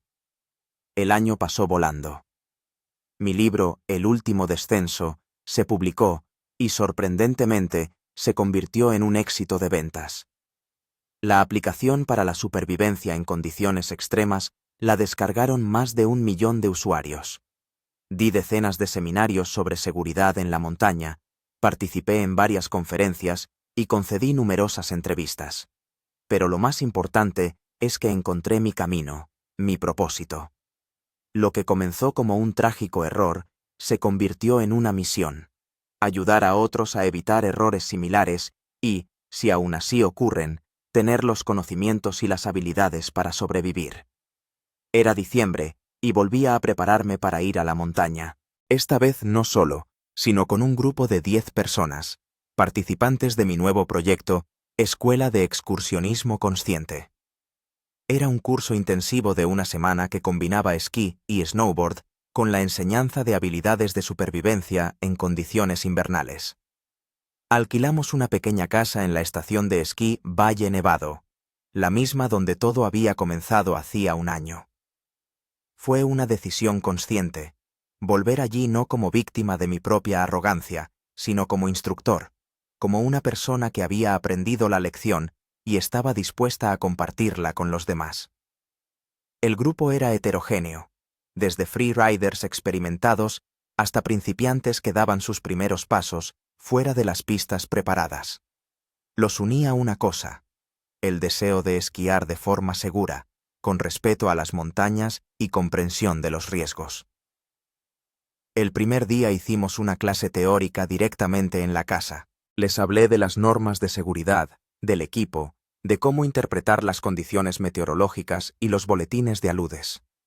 Les mostré vídeos, compartí mi experiencia personal y respondí a sus preguntas. Lo principal que tenéis que entender, dije, mirando los rostros atentos de mis alumnos, es que las montañas no perdonan la arrogancia. Exigen respeto, preparación y vigilancia constante. Pero si cumplís las reglas, si estáis preparados y atentos, os regalan unas sensaciones inigualables de libertad y unión con la naturaleza. Después de la teoría, revisamos el equipo de cada participante. Todos tenían detectores de aludes, sondas, palas, radios, navegadores GPS, botiquines de primeros auxilios y kits de supervivencia. Esto puede parecer innecesario para esquiar en pistas preparadas, expliqué, ayudando a una de las participantes a configurar su detector de aludes. Pero es mejor tenerlo y no necesitarlo que necesitarlo y no tenerlo. Por la noche, cuando todos se habían ido a sus habitaciones, salí a la terraza de la casa. La nieve caía silenciosamente en grandes copos, cubriendo todo a su alrededor con un manto fresco y blanco. A lo lejos se veían las pistas iluminadas de la estación, por donde se deslizaban los últimos esquiadores. Miraba esa imagen y pensaba en cuánto había cambiado todo en un año. Cómo pasé de ser alguien que ignoraba las reglas y las advertencias a su principal defensor. Cómo mi pasión por el riesgo se transformó en una búsqueda de aventuras conscientes y controladas. Mis reflexiones se vieron interrumpidas por el sonido del teléfono. Era Stepan Yegorovich. Habíamos mantenido el contacto después de mi visita de verano, e incluso ya le había visitado en invierno para completar el curso prometido de esquí de travesía por la taiga. «Hola, habitante de la taiga», dijo con su característica voz áspera. «¿Qué tal tu escuela? ¿Aún no se han escapado los alumnos?» «De momento, se mantienen firmes», respondí con una sonrisa. «Mañana tenemos la primera salida a la pista. Veremos qué sale de eso». «Saldrá bien», dijo con seguridad. «Tienes un don. Explicas las cosas complejas de forma sencilla. Eso es una rareza». Hablamos un rato más y le prometí visitarle después de que terminara el curso. Durante este año, Stepan Yegorovich se había convertido para mí en una especie de mentor y amigo, a pesar de la diferencia de edad y estilo de vida. La mañana del segundo día nos recibió con un tiempo ideal para esquiar. Cielo despejado, nieve fresca, sin viento y una temperatura de unos 10 grados bajo cero. Subimos a la cima en teleférico y di una breve instrucción antes de descender. «Hoy esquiamos solo por las pistas abiertas», dije, mirando a cada uno de los alumnos. «Pero incluso aquí hay que seguir las reglas. Nos mantenemos en grupo, mantenemos el contacto visual, comprobamos regularmente que todos estén presentes. Las radios están encendidas y sintonizadas en nuestra frecuencia». Comenzamos el descenso y observé la técnica de cada uno, señalé los puntos fuertes y débiles y di consejos. Después de varios descensos por diferentes pistas, hicimos un descanso para comer en una cafetería en la pista. «Mañana», dije cuando todos terminaron de comer, «probaremos un pequeño tramo de freeride. Controlado, preparado, con un guía local. Pero primero haremos un entrenamiento de búsqueda de personas bajo la nieve con sensores». Los ojos de los alumnos se iluminaron de anticipación. El freeride, esquiar fuera de las pistas preparadas, era el objetivo principal para muchos de ellos. «Y pasado mañana», continué, «tendremos un día de supervivencia. Acamparemos en el bosque, aprenderemos a construir refugios de nieve, a encender fuego en condiciones invernales y a orientarnos sin GPS». Este plan provocó reacciones mixtas, desde el entusiasmo hasta una ligera inquietud. Pero sabía que precisamente estas habilidades podrían salvarles la vida algún día, como me salvaron a mí. Después de la comida, Continuamos esquiando, pasando gradualmente a pistas más difíciles. Me impresionó el progreso del grupo. Todos estaban atentos, seguían las instrucciones, se ayudaban mutuamente. Por la noche, al regresar a la cabaña, hicimos un balance del día, discutimos los errores y los éxitos, y elaboramos un plan para el día siguiente. Luego les propuse a todos ver un documental sobre la supervivencia en condiciones extremas, que sirvió como una buena introducción al próximo día de supervivencia. Después de la película, cuando la mayoría ya se había ido a sus habitaciones, se me acercó una de las alumnas, Lada, una joven de unos 30 años, con ojos serios y un carácter decidido. «Yarin, ¿puedo hacerte una pregunta?», preguntó, sentándose a mi lado en el sofá. «Claro», asentí. «Leí tu libro, y hay un momento que me llamó la atención». Hizo una pausa. «Escribes que, en algún momento, a pesar del peligro de la situación, una parte de ti encontraba algo fascinante en ello. ¿Es verdad? ¿O es un recurso literario?». Me quedé pensando. Era una pregunta profunda, que tocaba un tema complejo: la relación del ser humano con el riesgo y el peligro. «Es verdad», respondí finalmente. «En situaciones extremas a menudo experimentamos sentimientos contradictorios. El miedo convive con el entusiasmo, la desesperación con la determinación. Es parte de la naturaleza humana encontrar algo atractivo incluso en el peligro. El problema no está en el sentimiento en sí, sino en cómo reaccionamos ante él, si nos dejamos llevar ciegamente o lo gestionamos conscientemente». Lada asintió, reflexionando sobre mi respuesta. «Pregunto porque yo también lo siento», confesó. «Cuando esquío al límite de mis posibilidades, una parte de mí tiene miedo, pero otra parte, como si cobrara vida precisamente en esos momentos. Y no sé si eso es bueno o malo». «Ni bueno ni malo», sonreí. «Simplemente es. Lo importante es no reprimir ese sentimiento, sino aprender a utilizarlo correctamente, como fuente de energía y motivación, pero sin permitir que nuble la razón». Hablamos durante aproximadamente 1 hora más. Lada contó sobre su trayectoria en el snowboard, sobre cómo había vivido varios momentos peligrosos en las montañas, sobre su deseo de encontrar un equilibrio entre la seguridad y el progreso. Yo compartí mis pensamientos, experiencias y consejos. Esta conversación me recordó por qué había creado esta escuela. No solo para enseñar técnicas de seguridad y habilidades de supervivencia, sino para ayudar a las personas a encontrar su propio camino en el mundo de las aficiones extremas, un camino que les permita experimentar emociones intensas, pero sin arriesgar la vida imprudentemente. Los siguientes días del curso fueron intensos y productivos. Esquiamos por diferentes pistas, probamos el freeride bajo la dirección de un guía local, entrenamos en la búsqueda de personas bajo la nieve, aprendimos a construir refugios de nieve y a encender fuego en condiciones invernales. El día de supervivencia fue la culminación del curso. Acampamos en el bosque, a unos pocos kilómetros del resort. Divididos en parejas, los participantes construyeron varios tipos de refugios invernales: cuevas de nieve, trincheras, chozas de ramas de abeto. Yo iba de una pareja a otra, dando consejos, ayudando, evaluando los resultados. Una vez que los refugios estuvieron listos, nos reunimos alrededor de una hoguera común que encendimos en el centro del campamento. Mostré varias maneras de encender fuego en condiciones invernales: con un pedernal y acero, con una lupa, por fricción. En una situación extrema, el fuego es vida, decía, avivando las llamas. Proporciona calor, la posibilidad de preparar comida, una señal para los rescatistas, apoyo psicológico. Saber encender fuego en cualquier condición es una de las habilidades de supervivencia más importantes.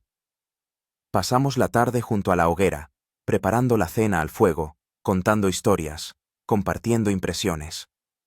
Cuando oscureció, propuse un ejercicio inusual. Ahora cada uno de ustedes pasará media hora a solas, en su refugio, sin linterna, teléfono, ni otros dispositivos. Simplemente estén a solas consigo mismos, con el silencio, con la oscuridad. Sientan lo que es estar a solas con la naturaleza.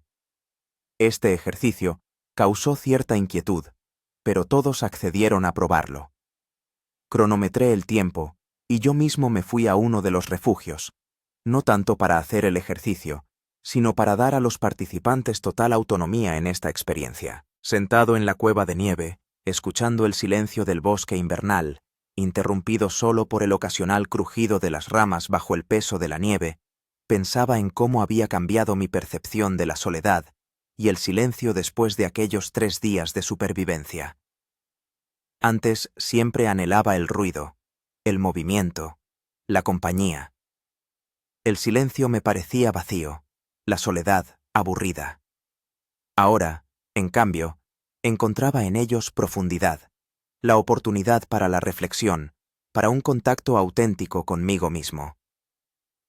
Cuando pasó la media hora, nos reunimos de nuevo alrededor de la hoguera. Los rostros de los participantes estaban pensativos. En sus ojos se leían diferentes emociones, desde una ligera inquietud hasta una profunda paz. ¿Qué han sentido?, pregunté. No se apresuren, piénsenlo. Las respuestas fueron variadas. Algunos hablaron del miedo, que gradualmente cedió ante la calma. Otros, de una inesperada sensación de conexión con la naturaleza, de cómo se agudizaron los sentidos en la oscuridad. Algunos confesaron que por primera vez en mucho tiempo escucharon de verdad sus pensamientos, sin el ruido de fondo de la vida cotidiana.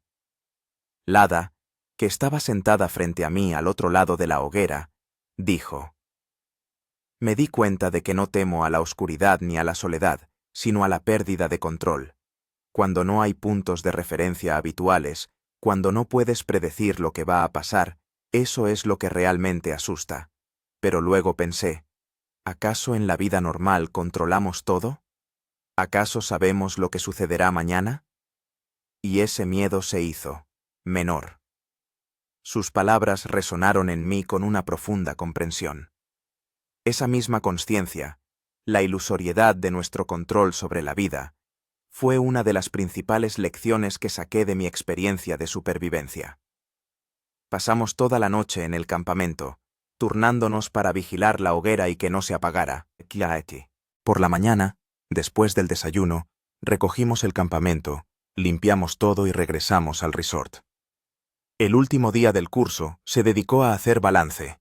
Discutimos todo lo que habíamos aprendido, cómo se podía aplicar en situaciones reales, qué habilidades requerían más práctica. Le di a cada participante recomendaciones personales, basadas en mis observaciones de su progreso. Recuerden, dije para concluir, todo lo que han aprendido aquí solo tiene valor si lo ponen en práctica. La seguridad en la montaña no es un evento puntual, sino una forma de pensar, una práctica constante, parte de su identidad como riders. Por la noche, organizamos una cena de despedida en el restaurante del resort. El ambiente era cálido y amistoso. Los participantes intercambiaban contactos, planeaban viajes juntos a la montaña, compartían impresiones del curso. Cuando la cena estaba llegando a su fin, uno de los participantes, Timur, se levantó y alzó su copa. Por Yarin, dijo, que convirtió su experiencia de supervivencia no en un trauma, sino en una misión para ayudar a otros. Y por todos nosotros, porque nos hemos convertido no solo en mejores riders, sino también en personas más conscientes.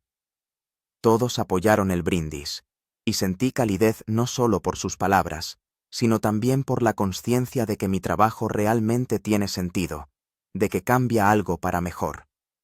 Después de la cena, cuando todos se fueron, salí a la terraza del restaurante.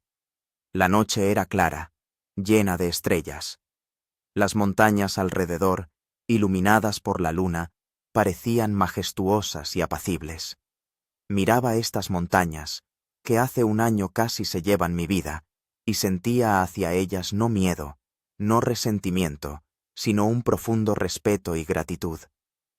Me enseñaron lo que ningún libro, ningún curso, ningún seminario podría haber enseñado. Me enseñaron a valorar cada inhalación, cada latido del corazón. A valorar a los seres queridos, las alegrías sencillas, la posibilidad de ver, oír, sentir. Me mostraron mis límites y me ayudaron a superarlos. Y ahora, de pie aquí, mirando sus cumbres nevadas, sentía que había encontrado mi lugar en el mundo. No como conquistador de montañas, ni como víctima de estas, sino como mediador. Aquel que ayuda a otros a encontrar su propio camino hacia la armonía con esos antiguos gigantes, con la naturaleza, consigo mismos. Al día siguiente, después de que todos los participantes se marcharan, me dirigí a Tayoshny, a casa de Stepan Yegorovich. Tenía ganas de compartir con él el éxito del curso, de contarle mis planes para el futuro, simplemente de estar en el silencio de su casa, en la sencillez y sabiduría de su compañía. De camino, pensaba en lo extraña que es la vida. A veces, los momentos más oscuros, las pruebas más terribles, resultan ser puntos de inflexión hacia algo mejor, más profundo, más auténtico. Mi última caída, hace un año, pudo haber sido realmente la última. Pero en lugar de eso, se convirtió en un comienzo, el inicio de un nuevo camino, una nueva misión, una nueva comprensión de mí mismo y del mundo que me rodea. Y por eso estaba agradecido, a las montañas, al destino, a todas esas personas que me ayudaron a sobrevivir y a encontrar mi camino. Y a mí mismo, por no rendirme, por no quebrarme, sino por haber encontrado en mí la fuerza para transformar el trauma en una fuente de crecimiento y poder. El autobús se acercaba a Tayochny, y veía por la ventana los contornos familiares del poblado, los tejados nevados de las casas, el humo saliendo de las chimeneas. En algún lugar de allí, en una de esas casas, me esperaba el hombre que una vez me salvó la vida y, sin saberlo, me ayudó a encontrar un nuevo sentido a la existencia. Sonreí ante esta idea y me preparé para bajar. Por delante había muchos caminos, muchas montañas, muchas pruebas, pero ahora sabía que estaba preparado para afrontarlas, no porque me hubiera vuelto invulnerable, sino porque había aprendido a ser vulnerable correctamente, conscientemente, con el corazón abierto y la mente clara. Y esa fue la lección más importante de mi última caída.